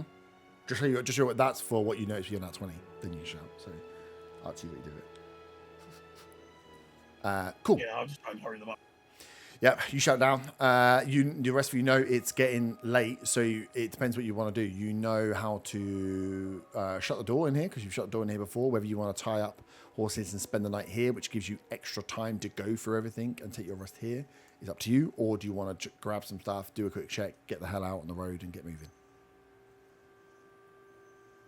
I'm happy to just do a quick check if everybody else would like to go on. Because I'm aware that Faven hasn't told you all why. Mm-hmm.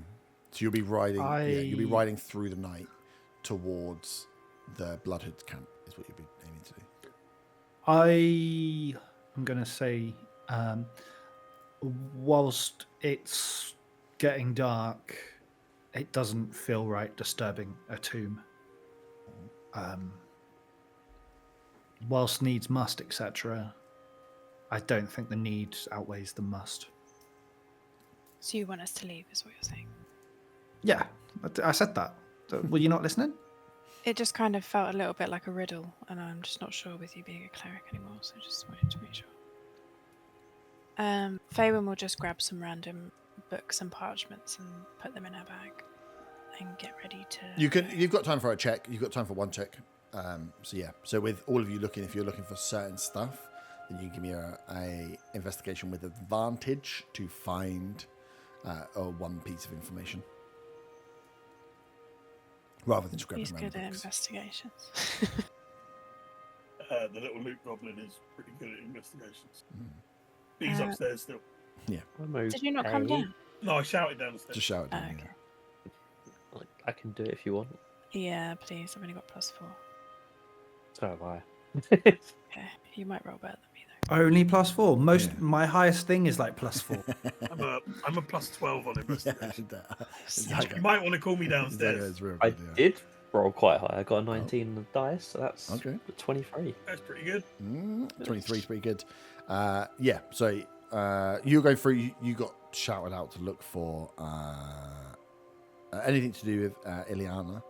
Again, your knowledge of what's going on at the moment, Vaughn, is limited, but you're just like, cool, Faye wants a book with this person in. The best I can do is look around. You're almost like, of course I'm going to find the book. And as you're going through, you pick up what is almost like a diary of like backwards and forwards. It's titled up slightly strange, but reads a bit more like a diary. And then one of the first pages, as you flip to, it has the name Ileana. You're like, oh shit, straight away. Found it straight away. That's great. And as you flick through, you can see that it's a lot of what Lyriel did was a historian, the same way that the Commonwealth and the elves of the Commonwealth are the historians, and the way that Faywin's dad kind of acts as this like curator. The borderland folk don't have that, and that's the role that at least you can see from here that Lyriel performed. So it's it's kind of like a history of the Fawn families and the split from the Thorns into the Riverwinds. This sanctuary was used by both the kind of river folk and the Fawn family, and it goes through and talks about 3 of these like orators of knowledge. That there were three people entrusted with keeping the history and keeping the rituals and keeping the magics and the touch, keeping in touch with the Nine Sisters. So when these families moved and were forced out of their homes and made to live after the Fallen Conquest, there were the churches, the druids and the clerics. They don't operate down in the borderlands, so it's like to keep their connection, they had kind of nominated or self-nominated these three figures. This Coven of the Thorns is what they've called them. Lyria was mentioned as one, Ileana is mentioned as another, and Nonna is mentioned as the third. So you know that they were all working together, and they operated across the borderlands. With a 23, once you find the book and you have that information, with a 23, I'd let you or share and ask a further question to try and find within that book. But yeah, that's what you get from it. That there are these three orators of knowledge for the Borderland folk, for this family and the Riverwind family specifically. And yeah, it's Lyria, Eliana, and Nonna. Otto will kind of find a moment to pull Fayon aside and sort of ask her, is this where you got the conch? Is that body in there something to do with it? Faven silently nods. Okay. That's not a good sign. It's absolutely not. Otter, did you hear what Arta said about seawater on the body? No? There's seawater on the body? When he was helping lay her back to rest, there was salt, sea salt, this far inland.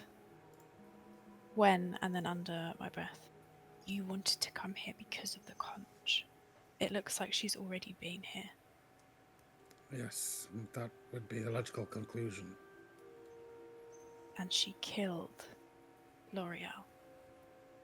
Well, as we've discussed, the conch seems to be the key to all this. So she must have been looking for the conch. Knowing what from the medical check on the body, you would Arta would ascertain that that she's been dead less than a week, but like potentially 2 or 3 days. So this is fairly recent. So she would have had, what was it, 2 days ago you stole the stuff? So she would have had the conch, or she would have thought she still had the conch if it was on the ship. Oh, the witch would have. The witch would have, yeah. Oh, because we took it from the pirate ship, right? So you've only just got the conch in the last 2 days with the earrings. So the 3 artifacts that the witch had, she was storing on the ship. So you think I would say, Otto, you would, by placing those dates together, and what Otto would tell you, that this wasn't like yesterday and the conch had disappeared and she don't know who it was. I think she has a pretty good idea you've got the fucking conch, because you fucked the shit up and then you spoke to her on the phone. It's why she would have come here knowing that this was the conch came from here. It wouldn't have been looking for the conch. Okay. Because she had it already. So she must have known this is where the conch came from. And she's come looking for the same reason I am, as to what the conch holds as power. Why it's a key to something. But what's strange is that the body was left in a state that somebody cared for that body, not just being dumped there by somebody who'd recently killed it. So somebody else has been here too. Faerun silently shakes her head. She wasn't laid to rest by your witch friend. There was another who worked with her. I think from what I gather, maybe she was a shaman a lady? Mm-hmm. It was, yeah. From when we came before, there was a shaman, so I would imagine that they had helped lay her to rest. Yeah, she was a lizard folk. Which means she is most likely in danger too. We must try and help her, and maybe she can provide some sort of answers as to why this conch is so important. Or maybe she's in danger and we would like to make sure she's safe rather than just looking for the conch information, seeing as Grandma recently died because of this conch. Well, I mean, they both go hand in hand, surely. I'm just making sure that we remember here that a lady has died because of this. Exactly. And that must mean it's very important.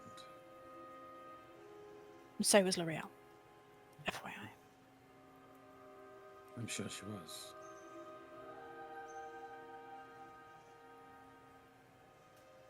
No, that's it. So yeah, I remind you have, if you would like, one more question to pose or one more piece of information to try and get from the book that Von has with that roll. If you want it. Information on where they might be or who this nonna might be. With that higher roll, just getting the name from the book is not necessarily that is super useful. So if there was another thing you wanted to search for within the book, without just going through and reading every single page, like is there a question you're trying to ascertain, a thing you can ask of for that roll still, if you want it. If not, you can pocket it, and if you take the book with you, I mean, you take the book with you. I was going to say, can I just take it? And then when I'm on my long rest, when I'm doing watch later, I can just read through it. Yeah. If that's okay. If Von will give it to me, of course, because he was the one that found it. Yeah, I would have handed it over straight away as soon as I saw the name in there. Could Von Van please give me a dex save for a hug for finding the information on Eliana? Always, at first when you say it, I'm like, what? And then I realise what's happening midway through. A deck save. Yep. That is 21. Easily. Well, you can choose to fail dex save as well, but yeah, you. No, hand the book I over, think you you should see. definitely roll for it. I'm just saying I you will- can choose to fail. I'll do an unarmed attack just in case. I rolled a 24. So you went to hug him, and then because he got out of the way, you're going to punch him. No, that was my to try and Attempt to hug. roll. Yeah. Your I attempt didn't to roll hug a is an dex. attack. Last time you made me roll an unarmed attack, so that's what I did. Oh, okay. I'm sure I would have done this. I mean, you can, yeah. Von, you see Feynman going in for a hug. You dodge to the side. She just wins you slightly with the aggressiveness of that attack hug. As it's awkward. It's like one arm's in a hug and the other one's like just a bit too low down on In the a side. fist. But yeah, you definitely got clipped a little bit like, oh, Jesus. She just gut punched you. 1 HP is off your full health. No. Oh, is that your strength? No, I just thought I'd just kill Have him. a look You at your actually unarmed did attack. hit me with an unarmed Yeah, attack. you hit him with an armed attack. It does the damage. Actual damage. Yeah, Oh, I shows rolled a aggression. crit. Oh, whoops! I cast fire. I'll pocket the book. Cool. So yeah, you take the book, and then I mean, there's this place is turned over. You've relayed the body to rest after you've done a job there, and kind of like gone back to re-close the door enough. And then it's up to you whether if you want to just head out. It will take you time if you want to try and tidy up here, but like it's like a shouting down. The sun is going down, so if you want to make a break. You're going to be riding through the night, so you'll be riding without sleep, unless you're going to stop somewhere en route. So I suppose, what's your plan for if you're leaving now? What's your plan for resting? Are you riding through, risking exhaustion, or are you going to stop and rest? When everybody gets upstairs, I'll point out the blood. I'll say, look, there's some blood there. Yeah.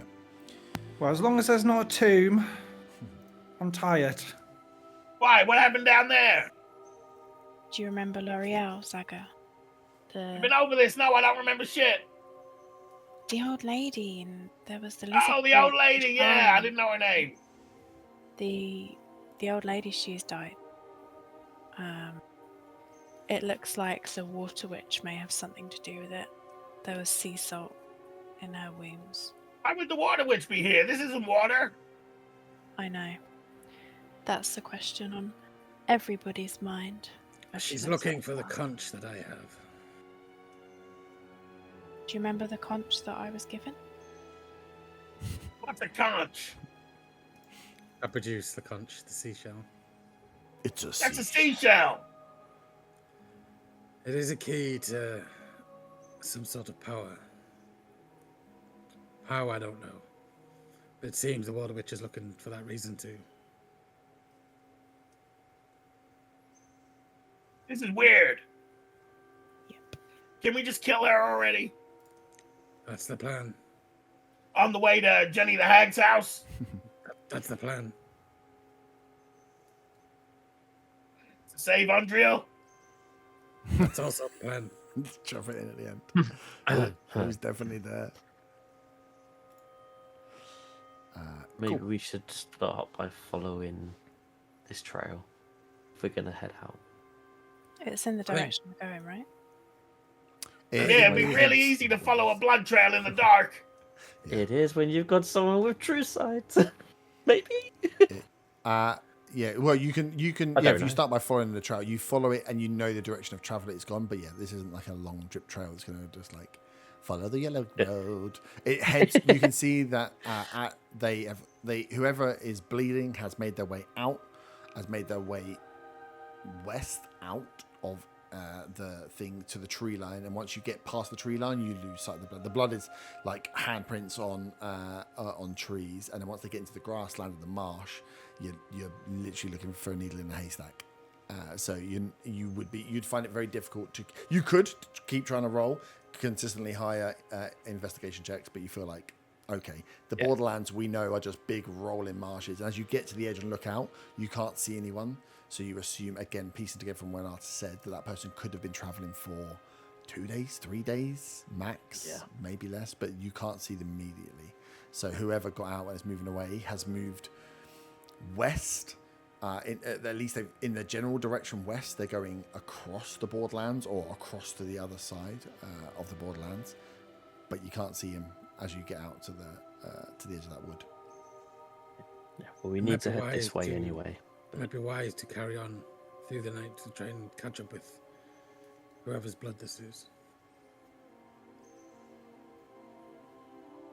I'm happy to travel through the night as if everyone else is. Is it going to be taking us off course? We need to head west anyway. We're planning to. Somebody strap me to Bonbon's back. I'm going to go to sleep. Oh, yeah, you're the only one that could potentially take a short rest at least. You're meant to take a long rest. It's not comfortable sleeping on a horse. We'll tie you to the horses if you don't shut up. Tie him under the horse. On the stallions, which has got a horse dick floating around and he's... I was implying we tie him to the top, but we can also tie him to the bottom, like a seems more fun. Seems more fun. or a hamcock. Like a dog running with giant balls, just like flopping around underneath. Nice. So yeah, you enter out, you mount up. Once you've traced out this blood, you know it goes. You can trace out to the edge, and then it goes off into the Borderlands, which is just roaming grasses. So it very quickly disappears from your ability to pick up and track. So yeah, you mount up and head west, shooting out across the Borderlands. You are you heading just general west, or are you heading back towards where you know the main blood? Are you going to the blood caps? Do you know where they are, so you can head towards that as a destination, or are you just heading west to hope to try and catch up with this person? Do we know if there's anywhere out west where that's related to the Thornlands, or whether this whole thing is connected to? It'd be That's really my- good that's if my we go-to. had a tiefling that's travelled the Borderlands quite a lot and knows a lot about the Borderlands as to whether there's anything that's nearby. Yeah, it's a shame she's in all Earth. Sake. That's so good. That was. You know. Do I know anything? Do you know the Borderlands fairly dry? I'm just trying to think. I thought I didn't know the Borderlands. I thought I knew Yeah, more north. You than that. knew more, you know more north than you do the Borderlands, Yeah. but the northern part of the Borderlands would be more into your speciality. Roll a history. There's potentially 14. 14. You remember on the way. Let me find all the. I've got so many tabs open. Where is it? Not the Thorns. So you know the Thorns. The settlements of the Thorns are the Willow's Glade and the River Haven. So the River Haven is where you are. Willow's Glade is towards the south. It's on the border of the forest where you went. It's where Thistle Bramblefuck was. It was the Willow's Glade. That's the other Thorn family town. You know, on the far west is where the Riverkin folk are. And Riverkin folk have the... this is stuff you'd all know because you've all been there. They have the Northern Trading Post, and then they have the Reflection's Edge, which is where you went and fought the Hag, and you met the water folk and met the lizard folk that had wings. And in the middle, you touch one of them, but it's the Moss family, and you remember they do have a northern settlement, but you don't know exactly where it is. Arta, you know though, and it sticks in your mind because, as he finally finds it, it's called the Lily Refuge, and you have never been, but you heard Callan and some other people talking about it, and it's called like a healing retreat. And this is where your thoughts and like love and wanting for a spa come from. The Lily Refuge are these large pools, these large deep lakes that are that are essentially used as like rejuvenation places. So it's like the little hippie sanction of the Moss clan. I can't remember what they're called. Yeah, the Moss Heart clan, where the flip of their other major settlement was the Glimmering Hollow, where they all got turned into dogs. So they have like a big crafter's haven and then a big hippie sanctuary, essentially. So you could. I was going to say that. That was literally I was going to say. I was going to be like, Literally. "Hey guys, I know a hippie." Go to. Pretty much is a hippie place. But you don't know exactly where it is. But you know if you head west, you know it's between Allhearth and the River Haven. You know it's in the northern part, so it's got to be fairly close to where you are. You'd be going slightly further north. This tracks were going directly out west, so it's whether you want to try it as the nearest place or not. Again, it's a place to stop at off on the way. And then to aim for the blood caps is going to be like a full day's ride. So you will be riding through them. You'll be rolling probably 2 exhaustion checks if you want to ride straight for the blood caps. If somebody was injured, it'd be a logical place to go.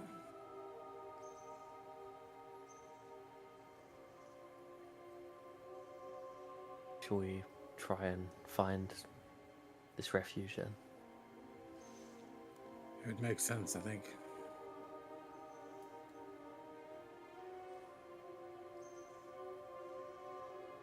Nice.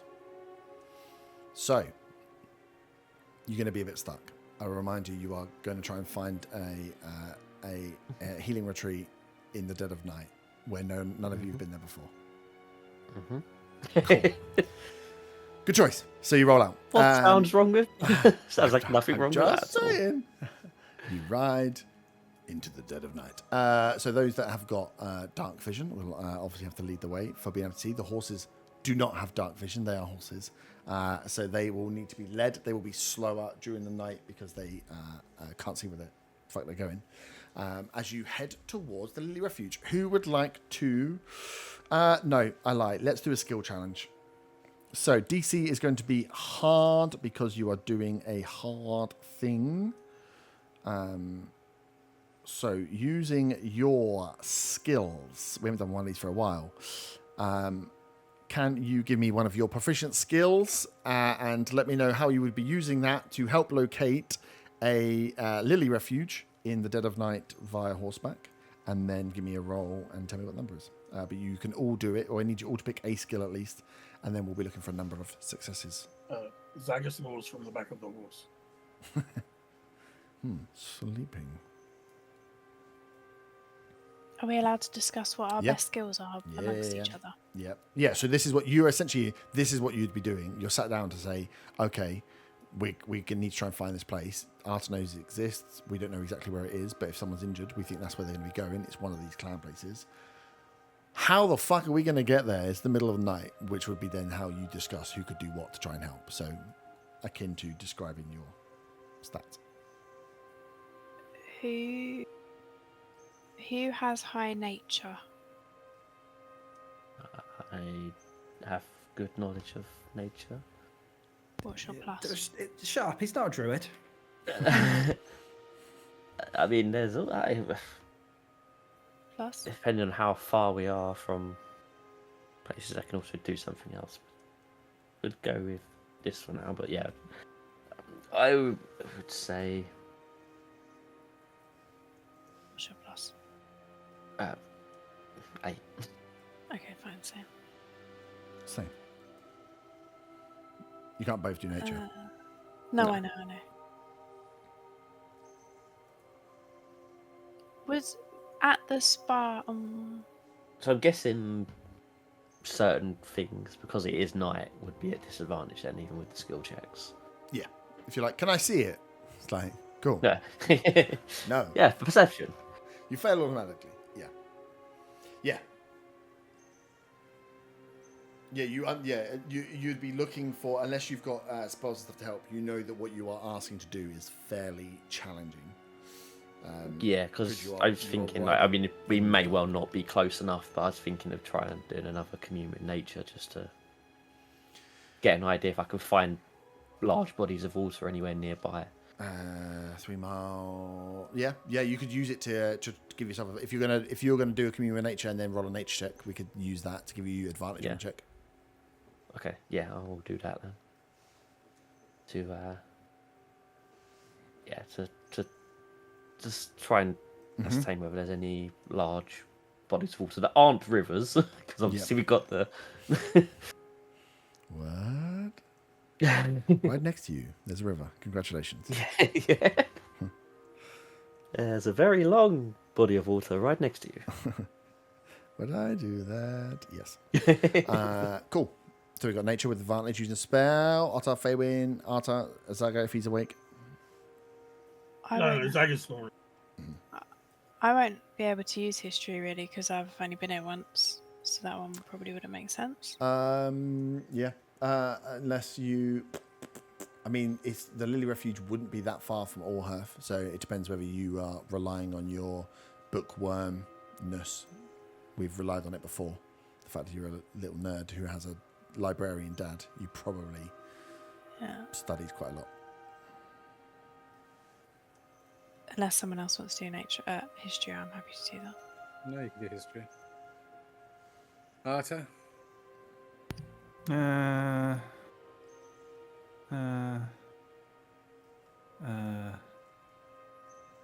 Animal handling. I want to do an animal handling check or a survival check because there's a wisdom based. Yeah, survival works. Survival makes survival sense. check. I want to talk If you to do animal demons. handling, I can do survival because I haven't. It doesn't matter. They're the same plus for me. I'll do animal handling to check what the status of the forest is and how the horses are reacting to how quiet it is. Okay. 16. I like to think of you doing a Snow White. You just call out to the birds. what would normally be a Feywin? Well, like Ace Ventura. Ace Ventura, even better. Yeah. John wakes up. Cool. So 16.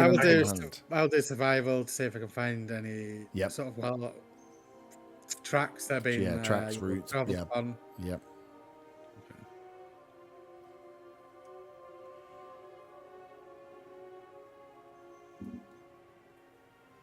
got a 22 on history, by the way.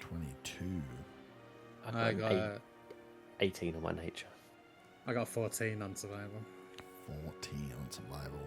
They are not a great amount of rolls. So, If somebody wants to wake Saga up so he can make himself do useful. it. One man, do it. No, I'll leave him to I'm- horsecock. I mean, technically, I'm ritually doing a spell, so Can John peck at Zaga to wake him up? Fully. In the eyes? No, just like gently. Like that scene in Hangover 3 where he's like picking at the thing and it turns out to be Mr. Charles Willie. Like that. No, Oh, definitely not like that. That's how it is. It's like you get woken up. There's a John. Platonically. There's a John's pecking at your pecker. John, get the fuck away from me! What the Zaga, we're going to the spa. Remember the spa? Spa! We need help. Awesome! Where is it? We need help finding it because it's the middle of the night. Yeah. This doesn't seem like a great plan. Fine, I'll look. Zaga will use investigation to look for signs of a spa. Nice. Or look for signs for a Yeah. spa. Spa this way, 10 miles. Imagine. Imagine. Don't you dare. Just leave I've him. rolled a nat 20 plus Yeah. 12, so You 32. Incredible. You turn around, Zaga's just leaning on a post that just says River Spa this way. Jesus Christ. Do you know what? That was a nat 20 as well. Yeah, Jesus fucking Christ. plus these guys. 12, so 32. Yeah, but that 20 counts as 2 passes. So with your 1 pass, that becomes 3 passes, which maybe just be enough. So as you are piecing together, survival, animal handling, you get in nothing. Oh, that's not right. As you're like, it's the middle of the night. How the hell are we going to find this thing? Faywin, you know about the Lily Refuge. You have read about the Lily Refuge. Actually, like it's one of those like, oh, but you know, certain people from the Commonwealth would go out to the Lily Refuge and like go and hang out with the Borderland folk and experience some things. So there's a little bit of like secret. Can't work out if it was like super pretentious or not.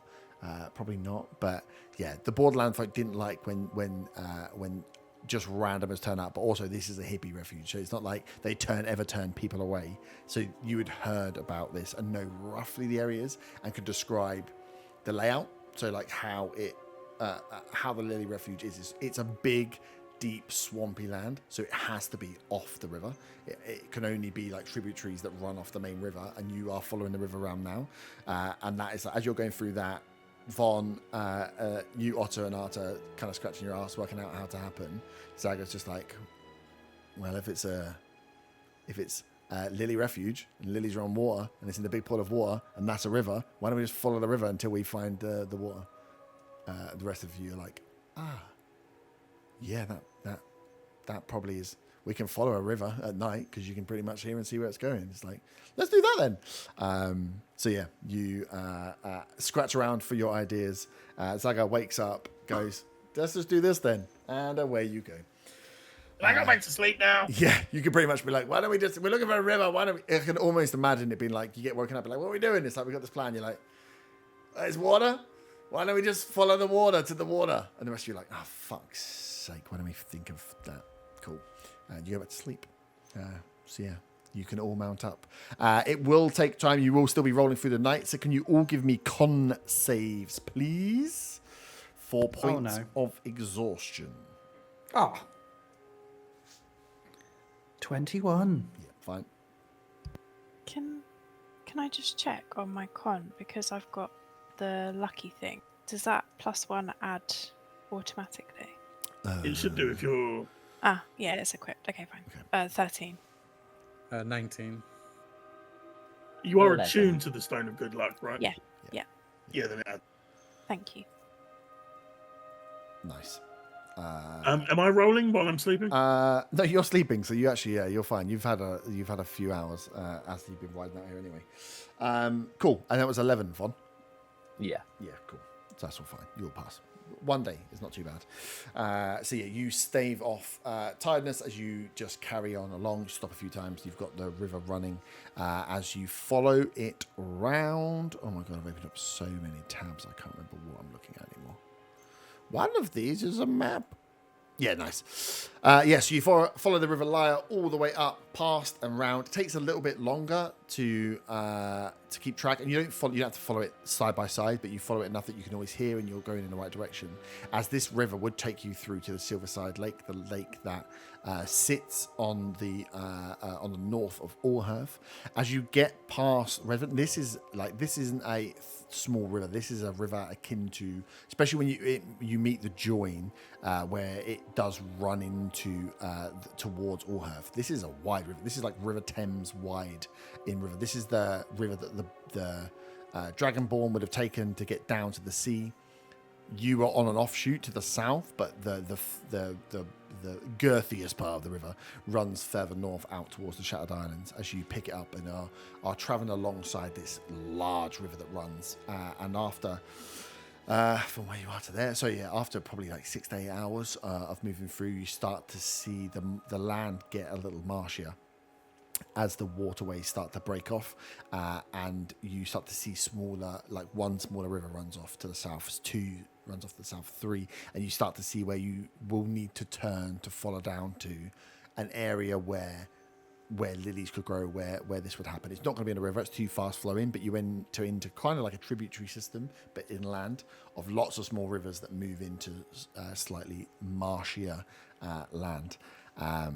As you creep up in, so it would take you, I think with the sun starting to come up would help you spot as you get close, and you start to make out in the distance a few little huts, a few little settlement bits set up, and then these slower rivers that it's almost like a lazy river style. You can see there's a bit of movement in these smaller rivers, but there's lots of them in this tributary system, and these large pools with these huge lily pads with these massive flowers on top as you trot towards the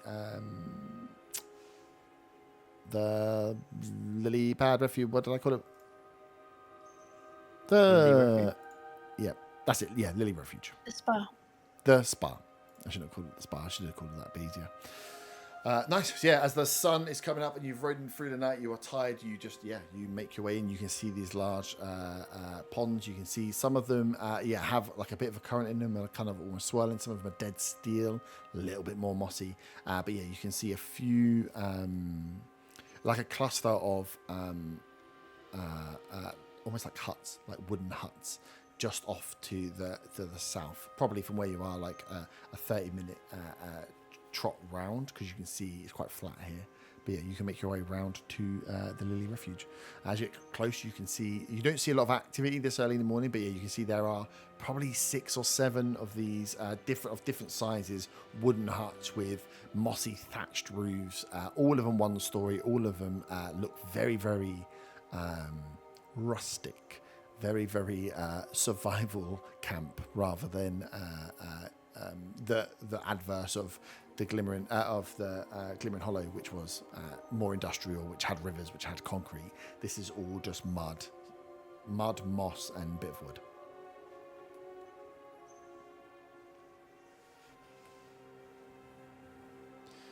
What's your plan? Could I just say, on the journey, I probably would have telepathically asked Faywin what she wanted to talk about before. Okay, yep. Seeing as I got told that I need to talk to her, and I've not heard anything else since.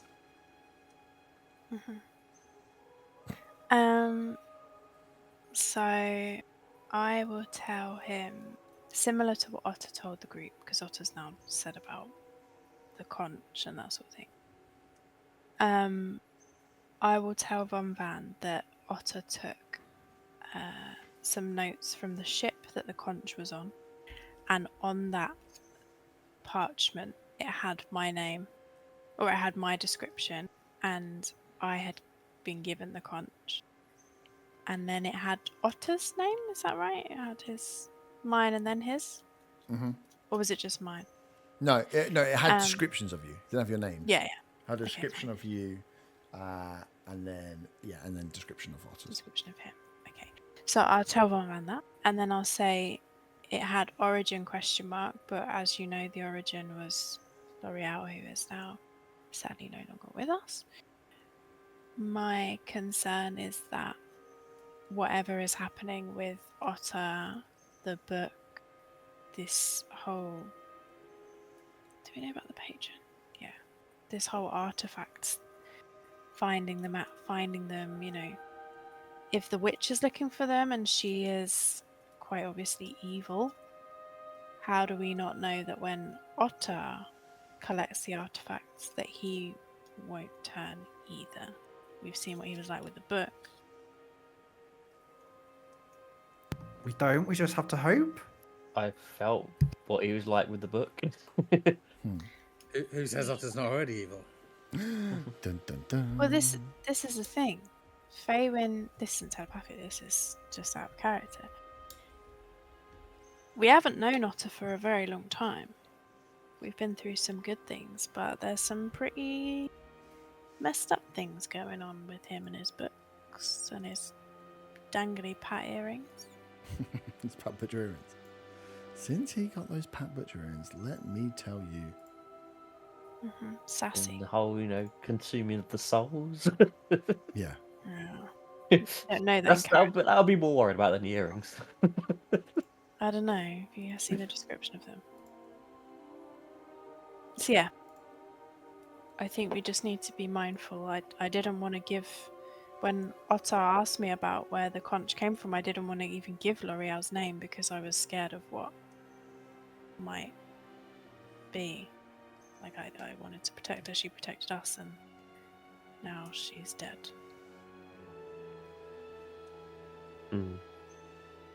It seems either way we should be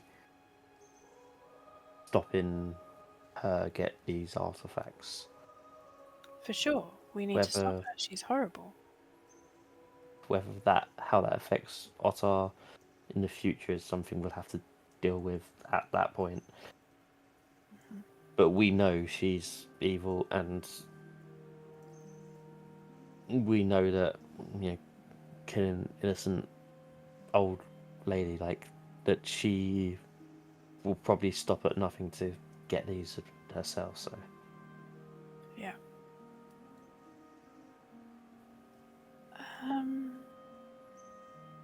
It was more dramatic when Faywin says she won't speak to Von because Otter hadn't declared anything to the group at that point, whereas now obviously he's told them why we were going there.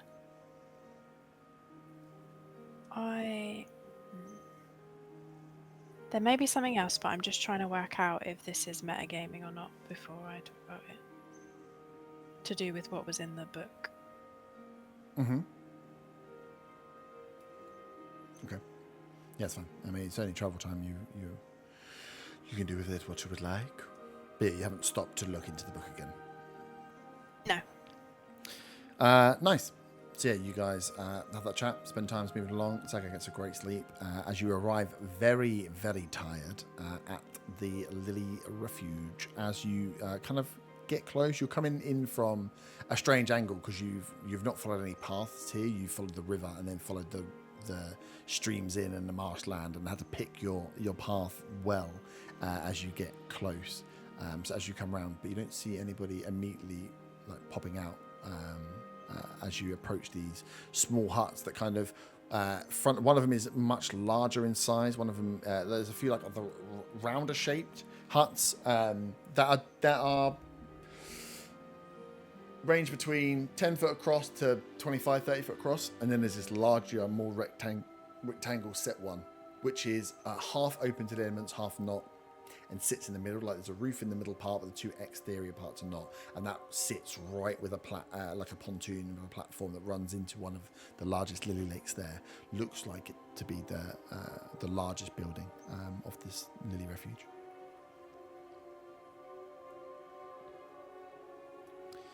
What is the plan? You're at the front door. Is there a reception area with a bell we can ring? You can make your way into that first house if you wanna. Are you all jumping off horses, or are you going in? What's the marching order? Yeah, I think is there anywhere we before at the entrance where we can kind of leave the horses? Anything that Yeah, it's like a good place to tie them up. Yeah, there's like a small, not a huge like area, but there is the you notice the like fence rail piece, the like single pole with a single large wooden log across the front where you can tie up the horses. They'll be a little bit squeezed, all 5 of them around that one area, but yeah, you can see that they're there, and you can see that like behind that area there has been left some like straw and hay out as well, so you assume it's a bit of a feeding area, but it's small. Okay, yeah, we'll tie the horses up there then, and head towards what looks like the main hut. Nice.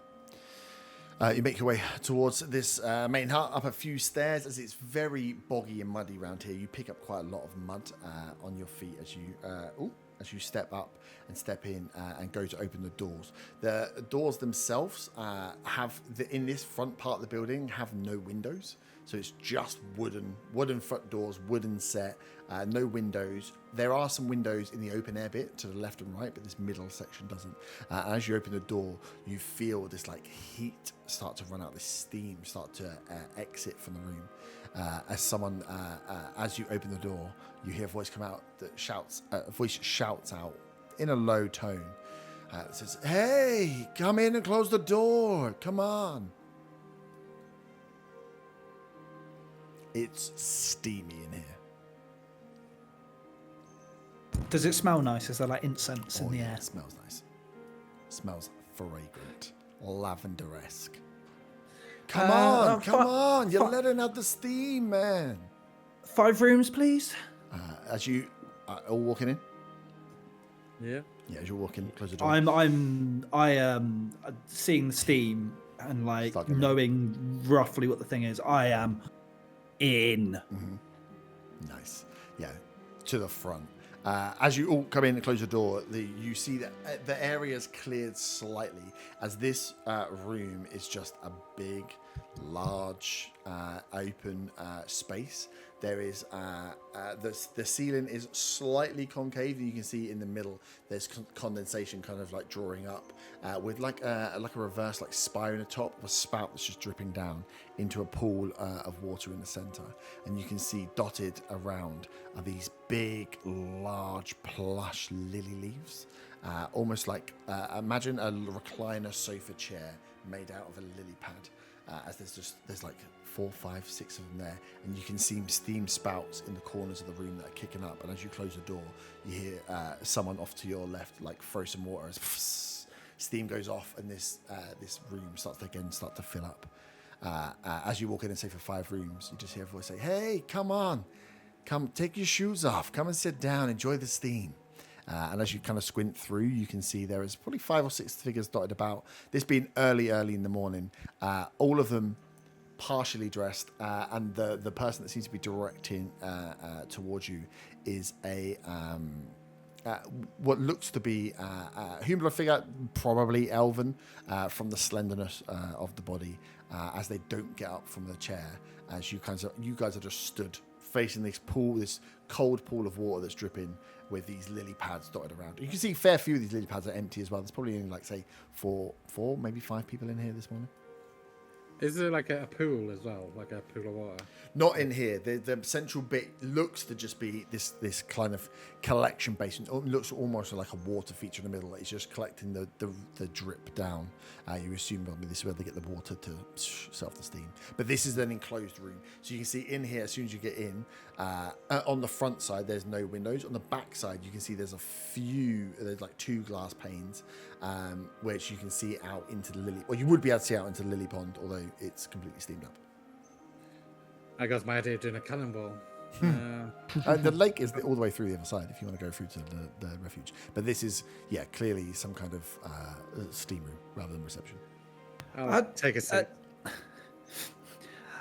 I look up into the corners and I'm like, how do you avoid mold in here? Mold's part of it, man. It's all living here in the Lily Refuge. Come, take your boots off, they're muddy. Enjoy. And he looks at you, Arto, as you ask a question. He's like, my man, that armor's going to get too hot. Come on. Just take a load off. Welcome. Faven doesn't like this. I was going to go stand outside. Arta senses, yeah, similar to Faywin. Arta senses something's not right here. If we went to go to a spa, you finally get your dream. Yeah, but a spa, I run a spa. As you not leave, like he's some like- random spa in the woods. Well, near the woods. Come on, we'd like to try and keep a minimum time inside to keep the steam in. Otter's bollock naked. Nice. He looks over to you and goes, "Enjoy, man. Welcome to the Lily Refuge." I intend to.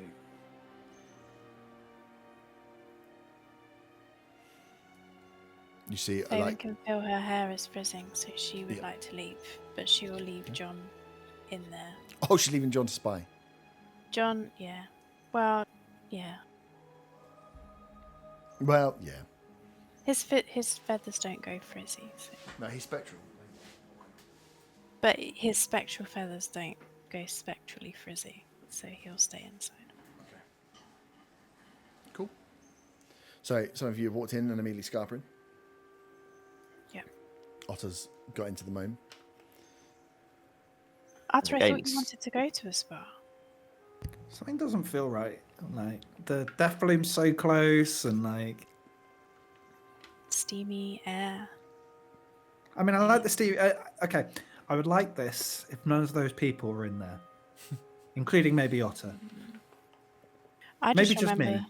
I just remember those spores when we went to that awful village where there were all the dogs, and ever since then, I don't know. My Those were lungs just- people, not dogs. Yeah, but ever since then, my lungs just don't like anything like that. The spores and. Ugh. Is Zaga still tied to a horse asleep, by the way? I'd like to think yes. Yeah. no one woke up. It's like, gosh, shit, we left the dog outside. Faven put a little blanket over him. Yeah, we left the baby in the buggy outside. It's fine. It's the 90s. Yeah. Sweet. So yeah, a few of you run outside. Otto, you're inside enjoying. You can see as you look over, Otto, as you kind of settle in, you like feel that like someone's watching you. As you look over and see a also butt naked gnome with a long, like full silver hair into a ponytail. That he kind of like, as he catches your eye, he kind of takes out, shakes his wet hair, and just like gives you a knowing nod, like this is cool, man, with his little gnome willy looking at you. I shake my hair and my earrings in return. Nice. Pat Butchers. He gives you a little nod and then like goes back to sitting. And as a gnome in like one of these giant lily pads as well, he looks tiny. Sweet. Rest of you that ran our way. Von, have you decided you in or out? In knowing that it'd probably be too hot to stay in everything here, I'm gonna head back outside because I'm conscious about my arm. What? Why? Okay. Cool. So yeah, so Otto, you are inside. Those of you are outside. Anything the outside group want to do, or Otto, you want to do inside? I'm pretty free for. I was just feeling cleansed. It's pores a opened. steam room. Yeah, it smells real good in here. Like the lily pad is just like the right consistency of comfy, but like not like sweaty. It's weird because you realize as you're in it that it is living plant. Like it is drawing from your like sweat, is taking your water in. That these plants are part of that experience of being in there. But yeah, you're having a great time. And these guys in here have just once the steam starts kicking in, it gets hot in here. It's a full like John's just perched in there, by the way. yeah. John's just watching. Just on the John's side, being a basically. creep. No, No. he's looking out for danger. Oh, okay. He's looking out for danger because you did say he's just perched in there. He's just in this room of naked people What's he perched on? looking for danger. Oh, he's found it. He's the danger. Pervert. Cool. Take that back. Well, you had to clarify it. So, no. Wicked. Outside group, what do you want to do? You are at the Lily Refuge. Yeah, there's this one build. There's a few other buildings and stuff that are here. But yeah, you make your way into the big main building, and it's a giant steam room. Maybe we should go check some of the other buildings to see if there's Less steam. yes. Zaga snores. And maybe more maybe people that are Dressed, as normal as we are. like clothed, maybe. Faerun goes over to where Zaga is and gently shakes him to wake him up. What? Go away! Zaga, we're at the spa. It's a spa! Yeah, Otter's got his willy out in that room, but we're gonna go. I'm not going in there! No, we're gonna go and check the other rooms. Arthur's got his willy out in that room. What a line. Alright, well, tell me how it goes. You don't want to come into the other rooms with us? Where there's No, stuff somebody still? else might have their willy out. No, I'm hoping they'll be clothed, so I won't be going in if they do. You want to stay here, or Yeah, I'll stay here. You have fun. okay? If you hear a scream, then it means that things are happening. Yeah, sounds good. Man. Sweet. So you go and check a couple of the rooms. You see that there are no like locks on any of these doors. Like they are all kind of just like push entry doors or pull entry doors. They all as you make your way up. As you go up to one of the first round huts and go to open the door, you are greeted by a stark bollock naked elven male who's just as you open the door to him, he's like, "Oh, hey, welcome to the guy. This is where I'm sleeping, man. You got to knock before you come in, man. We have some rules." Apologies. We're just looking for the person who runs this place. Oh, you're a new guest. You've never been here before, right? No. He goes, okay, leans down, like grabs himself a very small robe, like kimono style, kimono style, pink, red. It would have dragons on it if it was going to have dragons on it, but just short enough that like his Doozer and Chickadees are just dotted at the bottom there. If he moves too quickly, you get butt cheek and a bit of ball. Very free with his body. As he comes out and goes, sorry. He goes, hey, my name's Kalis. And offers you a hand. Faerun shields her eyes and steps back. Bows forward and his balls just fall out the bottom of his kimono. Fair enough. He will offer a hand to you, Von. A naked hug. Yeah. Thanks. Nice to meet you. Yeah, welcome to the Lily Refuge, man. So, first time here, eh? And he seems to pull out of nowhere a small little flute and just is like, come with me, and just starts like playing a little tune as he walks through. He has no shoes on. His feet are just kicking up the mud, and he's like, yeah, welcome to the Lily Refuge. It's been real quiet around here recently. I don't know what's going on, but are you here for specific treatments, or are you just here to take a chill, man? I hate this guy. Just How do you make a spa wanky doo-da, doo-da? How do you take something you want and make it funny for me? We As he's like, waits for your answer. He's just like, doo-doo-doo-doo-doo. Playing a little Yaz flute. fucking Pied Piper. I want to know who was keeping it. no, I you don't. don't. Ba-ba-da-ba-ba-da-ba-ba-da. Their poop flies out. Yeah, but just we heard about the place, and Yeah. we were traveling through the borderlands, so Okay. Yeah. So you wanna come for a swim? Do you have any rooms where if somebody was injured, they would be able to seek medical care? I've got blisters from walking. All of our rooms for people that are injured. Everybody comes here is a little bit injured. Faerun, we were on a horse. How are your feet injured? Faerun shoots a glare. As you say that, he turns and goes, a horse. And he goes over and he's like, we haven't had people on horses for a while, man. And he goes up to each of the horses and just starts stroking them and just having a real close conversation. Hey, how you doing? What's your Can name? Cinder... Wait, Zaga's on this horse. no, you're down by the bottom of his. Yeah. No, Zaga's on that horse. You look up as you hear someone talking to a horse and you just see an elven cock and balls. Looks like most God damn it, I said no penises! Oh, I'm sorry, my friend. I didn't see you down there. I'm just talking to your ride here. Don't mind me. As Cadus has got completely sidetracked by the horse. Which horse is it that he's striking? Um, It'd be Moss if Zag is on it. yeah. Okay, fine. As long as it's not mine. And I really want to make it yours, but I already made the penis joke at Zaga, so. Okay, good. And I'm a stickler for the rules, man. I mean, he could stroke them all. Nope. I gotta stroke him. He will. I mean, he will be making his way through all the horses to greet them properly to the Lily Refuge. Can Cinder roll to dodge? No.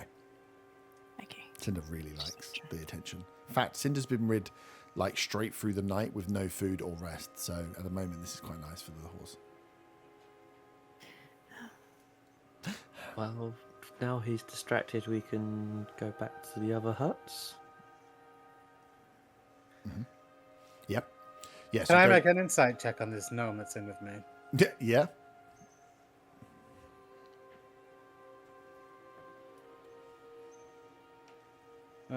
What's my insight? That'll be a 13. 13. He looks down to fuck. You're like, there's something freaky about this little gnome. And he is looking at me, enjoying myself, and I'm not quite sure what's going on. But you're like, I don't know. Is this the vibe or what the hell? I give him a wink and go back to closing my eyes. Nice. Now that Zag has been woken up and there's Obviously a no naked penis. dude with his cock out stroking the horse, he's gonna get off the horse and be like, "For fuck's sake, fucking search the place and fucking Hey, cocks man. everywhere. Welcome to the Lily Refuge. I'm just going to greet your... Put your cock away!" Hey, don't be like that. Don't hush the vibes. We're here to heal, man. We're here to heal. What kind of wanky spar is this? Nice. So you go and check. You move on to one of the other huts around the corner. You could see that there were. I suppose he greeted you at the door, but you could see that there were probably other people asleep. These are huts.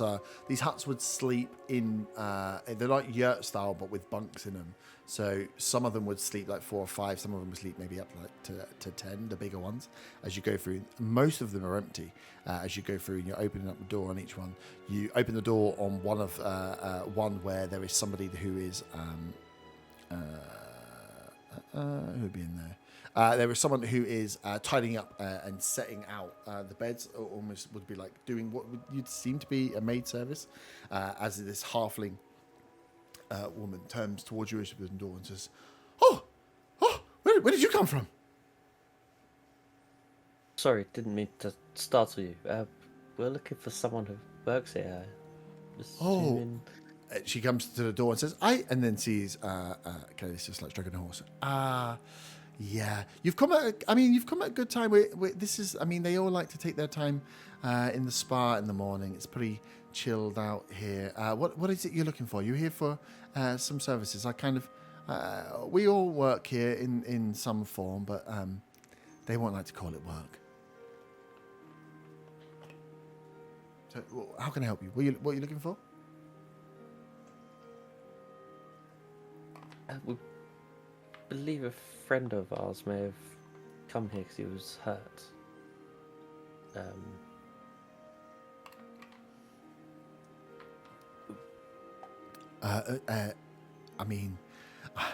I'm good. I'm good, darling, but I'm not that good. A friend, you're gonna need more descriptions on that.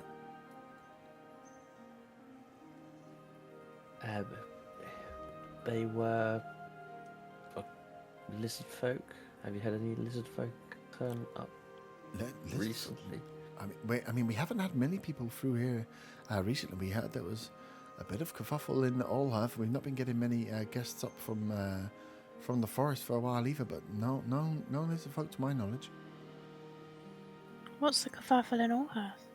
I honestly couldn't say. We keep ourselves to ourselves out here, but we normally would see more of the... as she kind of clocks you.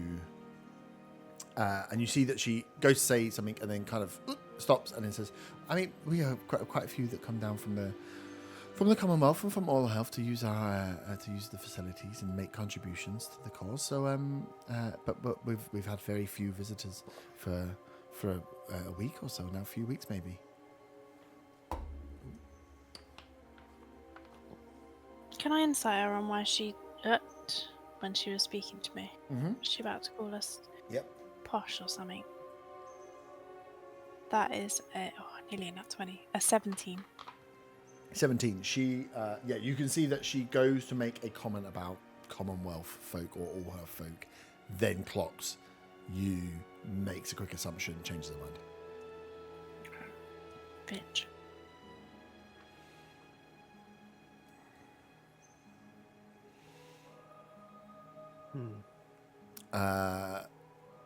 As you guys are thinking, let me think about that. Otter, you close your eyes, and after a couple of minutes, you just hear like a whispering real close to you. He's like, "Hey there, buddy. You want to try something to really kick this off?" And you open your eyes, and that naked gnome stood in front of you with, you know how you get testing the like yardsticks with the like shot glasses or the pint glasses in them when you're trying ales. Very similar to that, and in each of the cups is a different coloured liquid or like poultice or like cream. As he's just like holding them up to you, still start bolt naked, very very close to your face, like almost leaning onto your lily pad. What is it? Oh, they all do different things. Just one of them's gonna make you feel a little bit better. One of them's gonna make you a little calmer. One of them's gonna give you a great night's sleep. They're all grown here. They're great. You want to try one? Sure, I'll try them all. Nice. Sweet. So he's like, oh, that's wild, man. That's wild. Do you want help with them? As he starts like, there's like a thick, like green, deep dark green bits of red in their poultice that he kind of like puts his fingers in to like pull out to like smother it on you. Oh yeah, please tell me he's going to rub creams into Otter's naked body. Do you want us to get an AI image of giggity. this for later for you, or? I just lie back and say, "Do your worst." Nice. Sweet. So yeah, this little gnome is just like, okay, and he just goes about putting these poultices on your face. He gets out like these other ones. There's one where he's just like, open, and then gives you a little sip of these drinks as you go through. He just spends time, man, just covering you in all sorts of weird petals and things that like have a weird stink. Some of them you're sure have some blood in them just from the smell of like iron that hits the air. There's some that sting a little bit. These like ointments that have got clearly some kind of acid, but nothing that causes you like a huge amount of pain. And he just silently just works away. You drift off to sleep. I giggle. Yeah, it does your feet. I'm sorry. Didn't mean to wake you. You carry on there. As the rest of you are, not confronted, but stood in front of this halfling who's kind of looking to help you however she can. Maybe doesn't like people from all have. Maybe I don't like her. Wow. I unfortunately, no lizard folk have come through. We haven't seen many people, like I say. But if you're looking to take a load off and spend some time here, then by all means, we can. We've got space.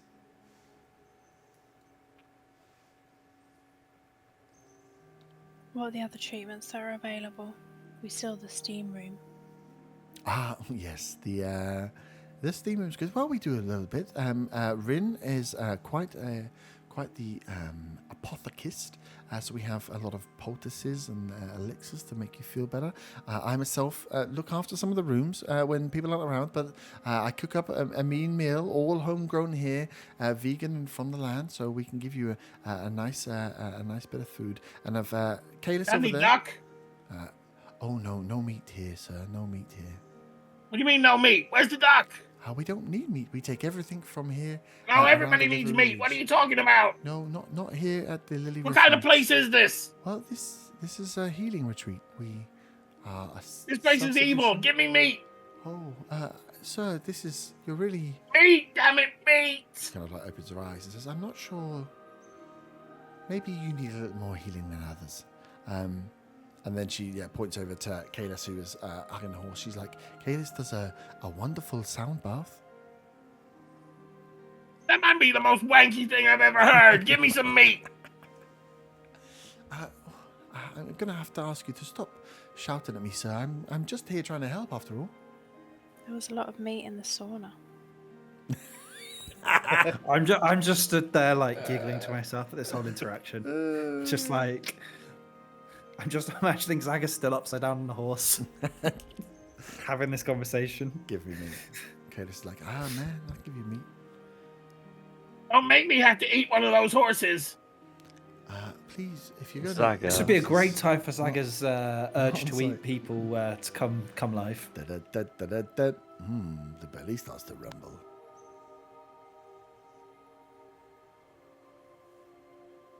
Yeah, I don't know. I just wanted to torment that NPC because this place is really wanky. How? Yeah, man, this place is great. That's great. Gotta embrace it, man. Yeah, you gotta live the life. Yeah, so she has been verbally abused now. This is like a please don't verbally abuse the staff situation. We're very, very sensitive.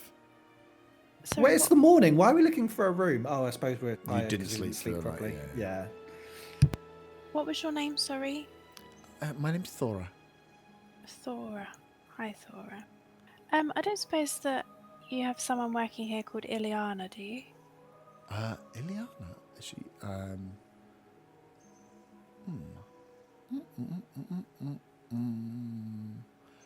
Roll me an insight check.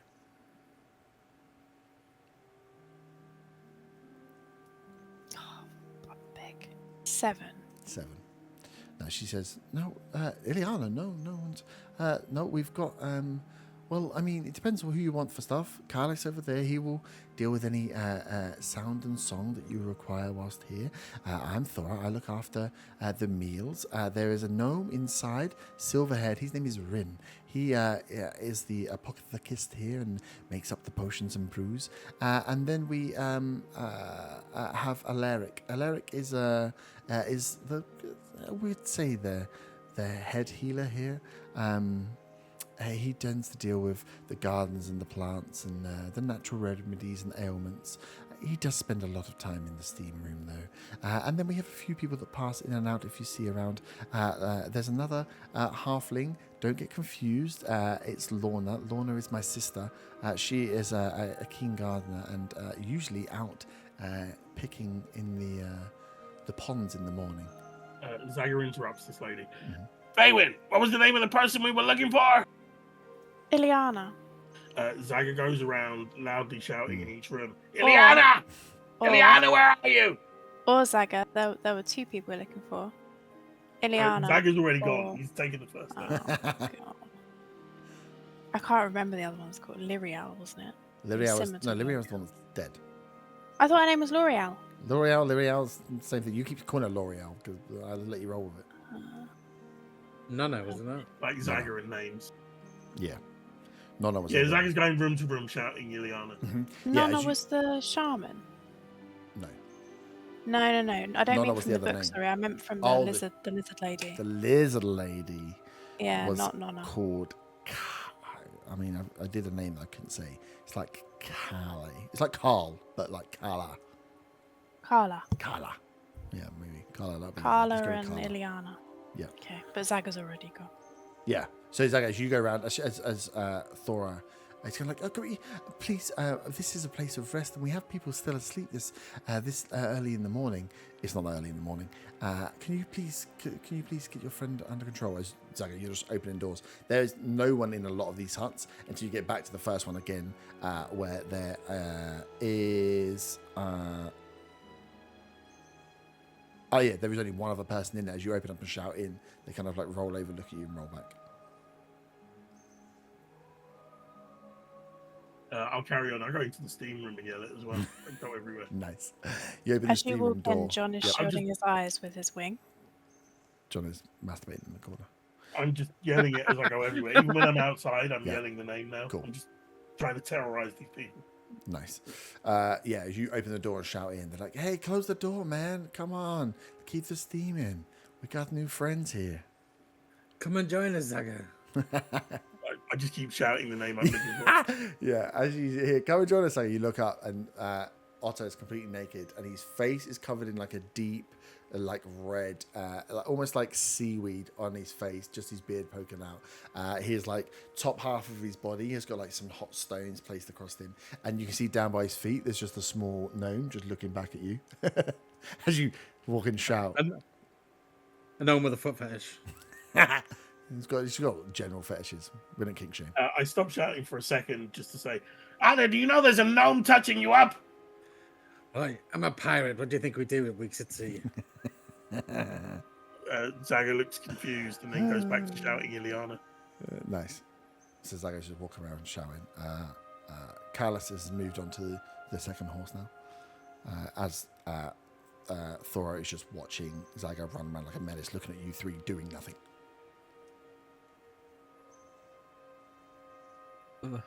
I continue doing nothing. Woo. We can't stop him. Even if we tried, it would be worse. He's his own man. But you've got to... Plus, he's a wriggly little bastard. Yeah. Well, I mean, so are you passing through? Are you leaving? Is this... are you looking to stay? If you're looking to stay, you're going to need to calm him down, just because there's a general vibe of the area, and Alaric will... he likes to keep things to a certain level. She keeps just moving her hands down, like. Could we speak to that gentleman, please? He's in the steam room. I'm sure you met him if you made your way in. He's touching up a pirate. That was Ren. What was the guy's name? Alaric. Alaric. I'm guessing that's the one that spoke to us to start off with. Ugh. I suppose we'll have to go in there. Zaga is now going back into the room. She's already shouting it. Yeah. Doing it again, but louder.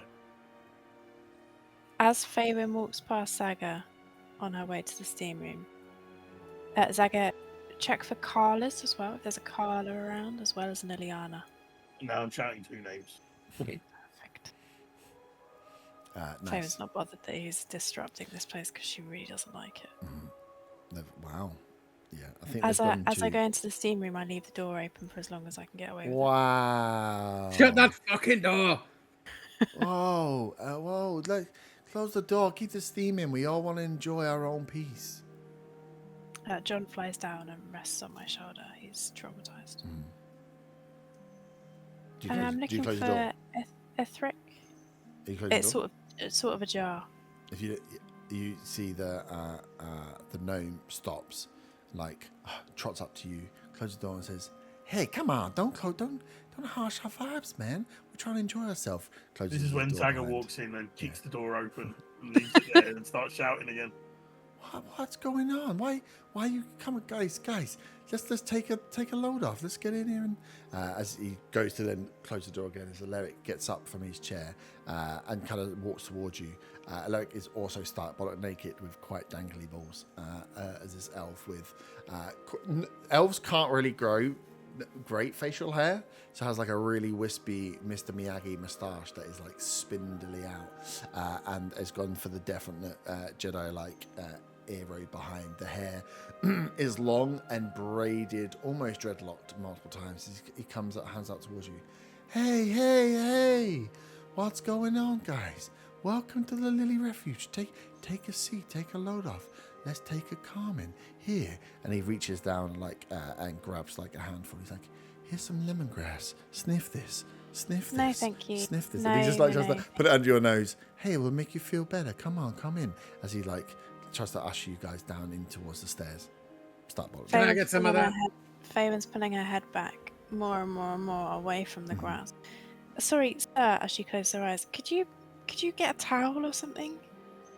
Hey, I didn't come into your house and tell you what to do. Come in and let's sit and take a load off. Let's just talk about our healing. No, as you shout at Otter as well, you hear a whisper in your other ear further away. We're just like, I catch you. And it's like straight underneath you smell this like sweet lemongrass. It just opens up your nostrils, almost menthol-like, as you're like, oh, take a deep breath as he goes back to... Zaga walks to the back of the room. He said there were glass window panes. I'm going to smash one with my with the butt of my sword. Nice. Roll an attack. Against the window? Yep. Because they might be strong. They're steam roomed. That is an 18. 18. Yeah, you, with the butt of the window, smash the glass as everyone stops And then I to keep stand up. shouting. Let me just look up. This is a gold dragon. Can you roll death saving throw? Give me 1 second. For fuck's sake, Zaga, what are you doing? Yeah, you smash the window as the steam starts to go out. You hear Rin just go, looks back. By this time, Thor has made her way over, and you can hear there's someone coming in from the outside as well. As Alaric turns around and says, Hey, that's out of line. We don't come around smashing. What do you guys want? I just want a nice time. You're having a great time, and these guys are probably not going to give you anything you want now. This guy's annoyed. He's got a semi-chub on. He's that angry. I'm still shouting the names. Yeah, I'm assuming Are there any towels knocking about? you look around. Like on the sides? No. No towels. At this point, I get up. Mm-hmm. I Bits just of start seaweed naked, just start falling covered off. covered in everything. But seaweed start falling off your face. It's like, I wasn't finished, man. I wasn't finished. I know, but I just thought, what the fuck are you all doing? I want to smash the other window. Mm-hmm. Yeah, you smashing the window. Is he still within eyesight? Yep. Whole person. Fuck's sake. 2. Well, you're held. Faven's with Zaga on this one, honestly, so she's a bit. Right, Yeah, you okay, use it's more all a bit spells on me weird, than Saga, but, like, let's not go destroying stuff, please. I can't shout the names anymore. I'm held. Yeah, you are. Oh, yeah, you felt. Yeah, you're held. Oh. So to the guy who's angry with the Yeah. plaited hair, we're looking for Ileana or Carla. And you think Have this you is the way seen to go about? We're not lost No, and found. this You came in here, you're shouting and smashing things. You need to leave. You need to leave. You're not I good for wasn't this shouting place. at all. I just You need asked to you if you leave. had a towel. I'm sorry. You need to leave. He's just like trying to like I don't want to kill him. peaceful process push you out.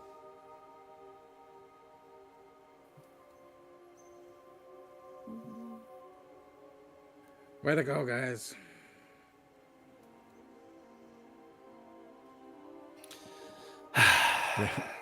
Rin, the gnome, is looking at trying a way of like fixing to stop the smoke coming on. As he just says, as you're stood there after, he goes, "Oh, I'm sorry. I think you need to leave as well, but you can stay if you want."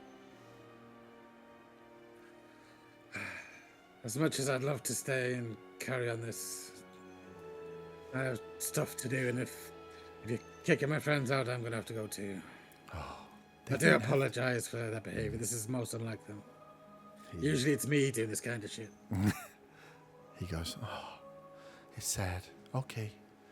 As he goes back to like trying to sort out a way of stopping all of the steam getting out, but not doing a great job. 2 windows are smashed, or nearly smashed. Although the kobold is stood there as well. He's working round. Only one was smashed. I stopped the other one. Yeah, I was gonna say only one smashed. The other it only lasts for what, a minute? With saves all the time as well. I'm a rolling minute, saves. yeah. I haven't saved. Alaric is just trying to like. He's like, "You gotta go. You can't be here now." I pick up my stuff, not put it on, pick up my stuff. I gave Rin a platinum for his service. I gave 10 to Alaric for the damages and the trouble caused. Say, hopefully I might be welcome back here one day. I can't say the same for my friends, but I hope you'll have me back one day. He goes, "We just have a vibe here, man. You just have to. There's not many rules, but you can't do this." No, you've got a good vibe going on here. For some reason, it's not agreeing with my compatriots. Nice. He's like, "I'm sorry about that as well. We just want to look after people." And he There's a thank- whole he thanks you person for worn off that. now. Yeah, the whole person will just about wear off. I summon the dragon spirit. Fuck's sake. Where? Inside this building. Inside the steam room. Cool. You summon the dragon spirit. Arthur starts running away, gets his horse and starts leaving. You guys can pick this up again. I'm not doing it. And then Arthur's just stood outside, stark bulk naked, covered in gunk. Cool. What do you want the dragon spirit to do? Intimidate these hippies. roll an intimidation check.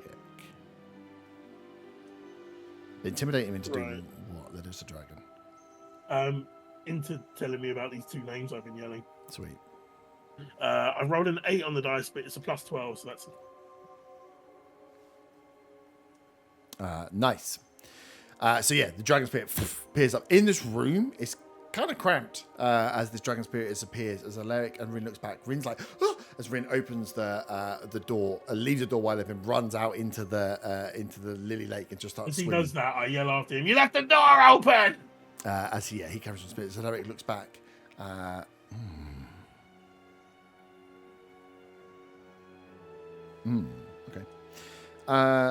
Can I use dispel magic on the dragon or not? Without knowing. You probably could. It's a spell. Yeah, it is just a spell. I mean, it's a modified spell, but it's still a spell. It still technically is a calling of. As Alaric steps back, you see what the rest of you doing as Zaga calls out the dragon spirit. I would have already left. Okay. So I no idea what is actually. Well, I guess I'd hear some sort of screaming behind. You'd hear Rin the gnome just like absolutely leg it. Thora is stepping back as she looks to you all. Her face is like that of just like what. It's pure, just like disbelief as to what the fuck has happened this morning. But yeah, you hear the gnome screaming as he runs and jumps in the lily lakes. As Alaric, who is still inside. I cast dispel magic. Mm-hmm. Okay, you go back into cast dispel magic At 4th level. As Alaric looks towards Zaga, looks towards you all, and has a very stern look on his face, and he says, "You have to leave." Tell me about these names and I'll leave. Does that get rid of the dragon? What level is the dragon? Yeah. What roll? What's the spell magic say? Choose any creature, object, or magical artifact within range. Any spell of 3rd level or lower, the target ends. For each spell of 4th level or higher on the target, make an ability check using spellcasting ability DC equals 10 plus the spell's level. You need to roll 15 or higher. Mm.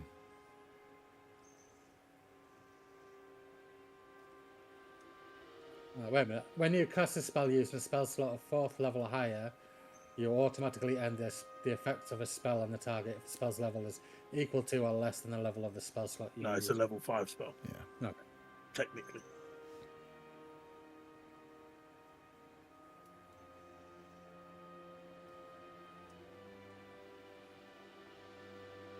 So do I need to roll or do you need to roll? Yeah, you need to roll for your dispel magic.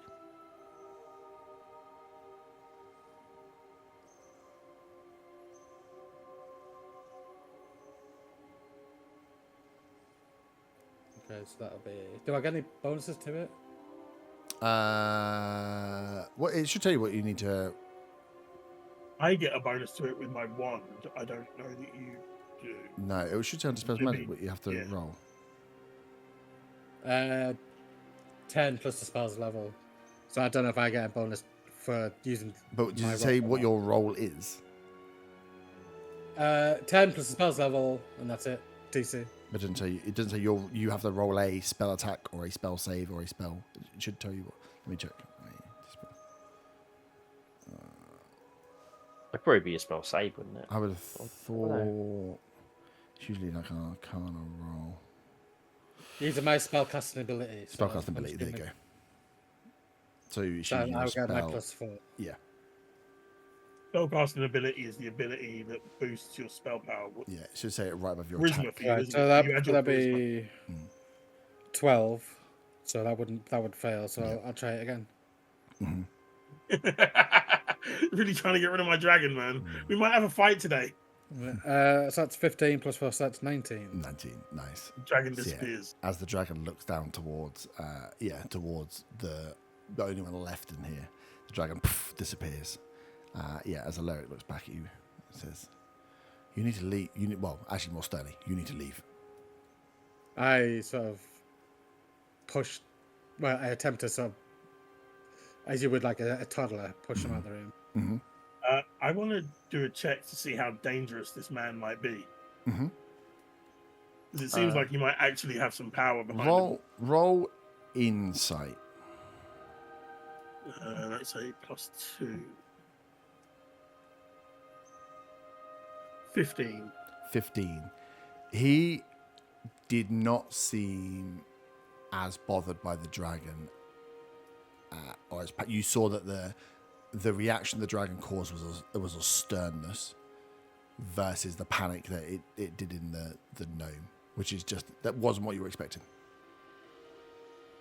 Okay, last time before I leave, as Otter's pushing me, I'm going to say, what do you know of the two names, Kella and Tyler and Ileana? and Ileana, and we won't come back.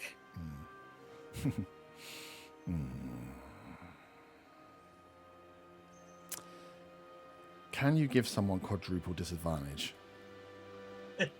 I think you can roll persuasion at disadvantage, and the DC for you is much higher than for anybody else because you've walked in there, shouted, tried to smash 2 windows, cast the dragon, and then I've said, "Can I have the knowledge I want, please?" So the DC is incredibly high, and you're on at disadvantage. Okay. So I'll let you roll, but it's like natural. Well, the first one was in that 20, so fuck. Oh, that's a shame. The second one is a 12 plus, what did you say? Persuasion? 14, so 26. As he looks back at you, just stern face, and says, "You need to leave." Zach will say, "Well, fuck you too." And Can I ask him in an apologetic way if he has any information? As he pushes me out of the door. So we're going, but any information you might have would be extremely useful. You give him some gold. Yeah, I gave him 10 platinum. And I gave him one. Roll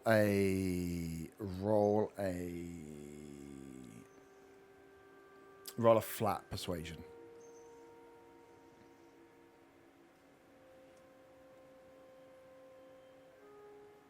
16 plus 4, dirty 20. Okay. He, as you are leaving, will look at you and say,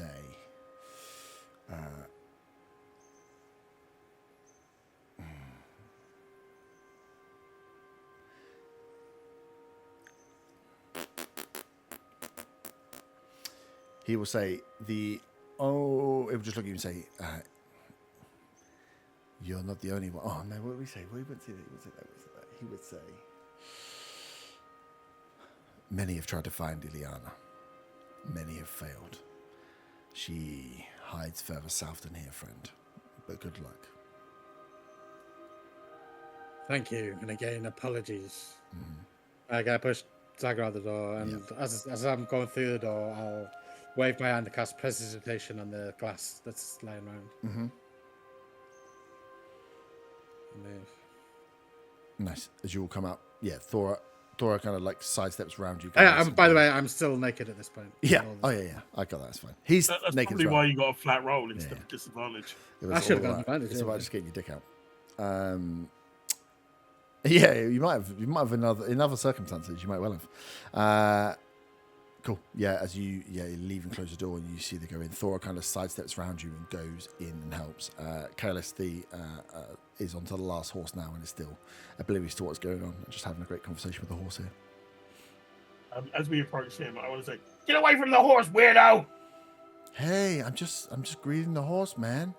You anybody up for a sound bath? I wish. No. Oh, leaving so soon? Sadly, yes, we have to. Oh, well, come back anytime. I wish. Did any of that stuff that I got put on have any effect, or was it just all just treatments? Well, are you leaving? I think we have to. Yeah, we're leaving. I'm assuming you're leaving. Nice. Yeah. So you get dressed. you're gonna bear back. Yeah, I'm gonna have to get dressed. Yeah. Although it kind of saddens me after all that being freedom. Yeah, you kind of like clean the bits off, and you can feel that there's some ointments that are still saying. For the rest of you, Otter's face is like his skin on his face is mildly stained like like a red or like a beetroot almost stain to his skin as this like poultice was pulled off you. Kind of matches my beard. Yeah, it kind of matches, but yeah, your whole face is that as you kind of get yourself clean and get yourself sorted and go from there. Oh, sorry, Dan's got to jump off, hasn't he? So yeah, we will finish. We will leave it at 11 there as you guys walk off and leave. Otter, as you are you guys just gonna ride south? We'll start off heading in that direction. Head off. You're gonna head towards. It'd be like southwest if you were heading towards the blood caps. You're much closer to the blood caps now, but yeah, you still haven't rested. But yeah, that's you either going south towards the forest, which is a long old ride, or back towards the kind of like middle of the borderlands, which is like southwest, where you're originally heading towards. We can decide that next. Blood caps. Okay, yeah, good point. So yeah, as you ride off, still very tired, no sleep gained, absolutely abusing some poor lovely people at Spa. Otter, please write down. You have advantage on Constitution saving throws for 24 hours. You can cast Speak with Animals at will for 24 hours. You can add 1d6 fire damage to melee attacks for 1 hour, which might not come in useful. You have advantage on dexterity checks for 1 hour. And you already have this ability, which is quite funny, but you would automatically stabilize if you drop to 0 hit points once. Do you feel fucking excellent? Would I be able to use that instead of without getting the?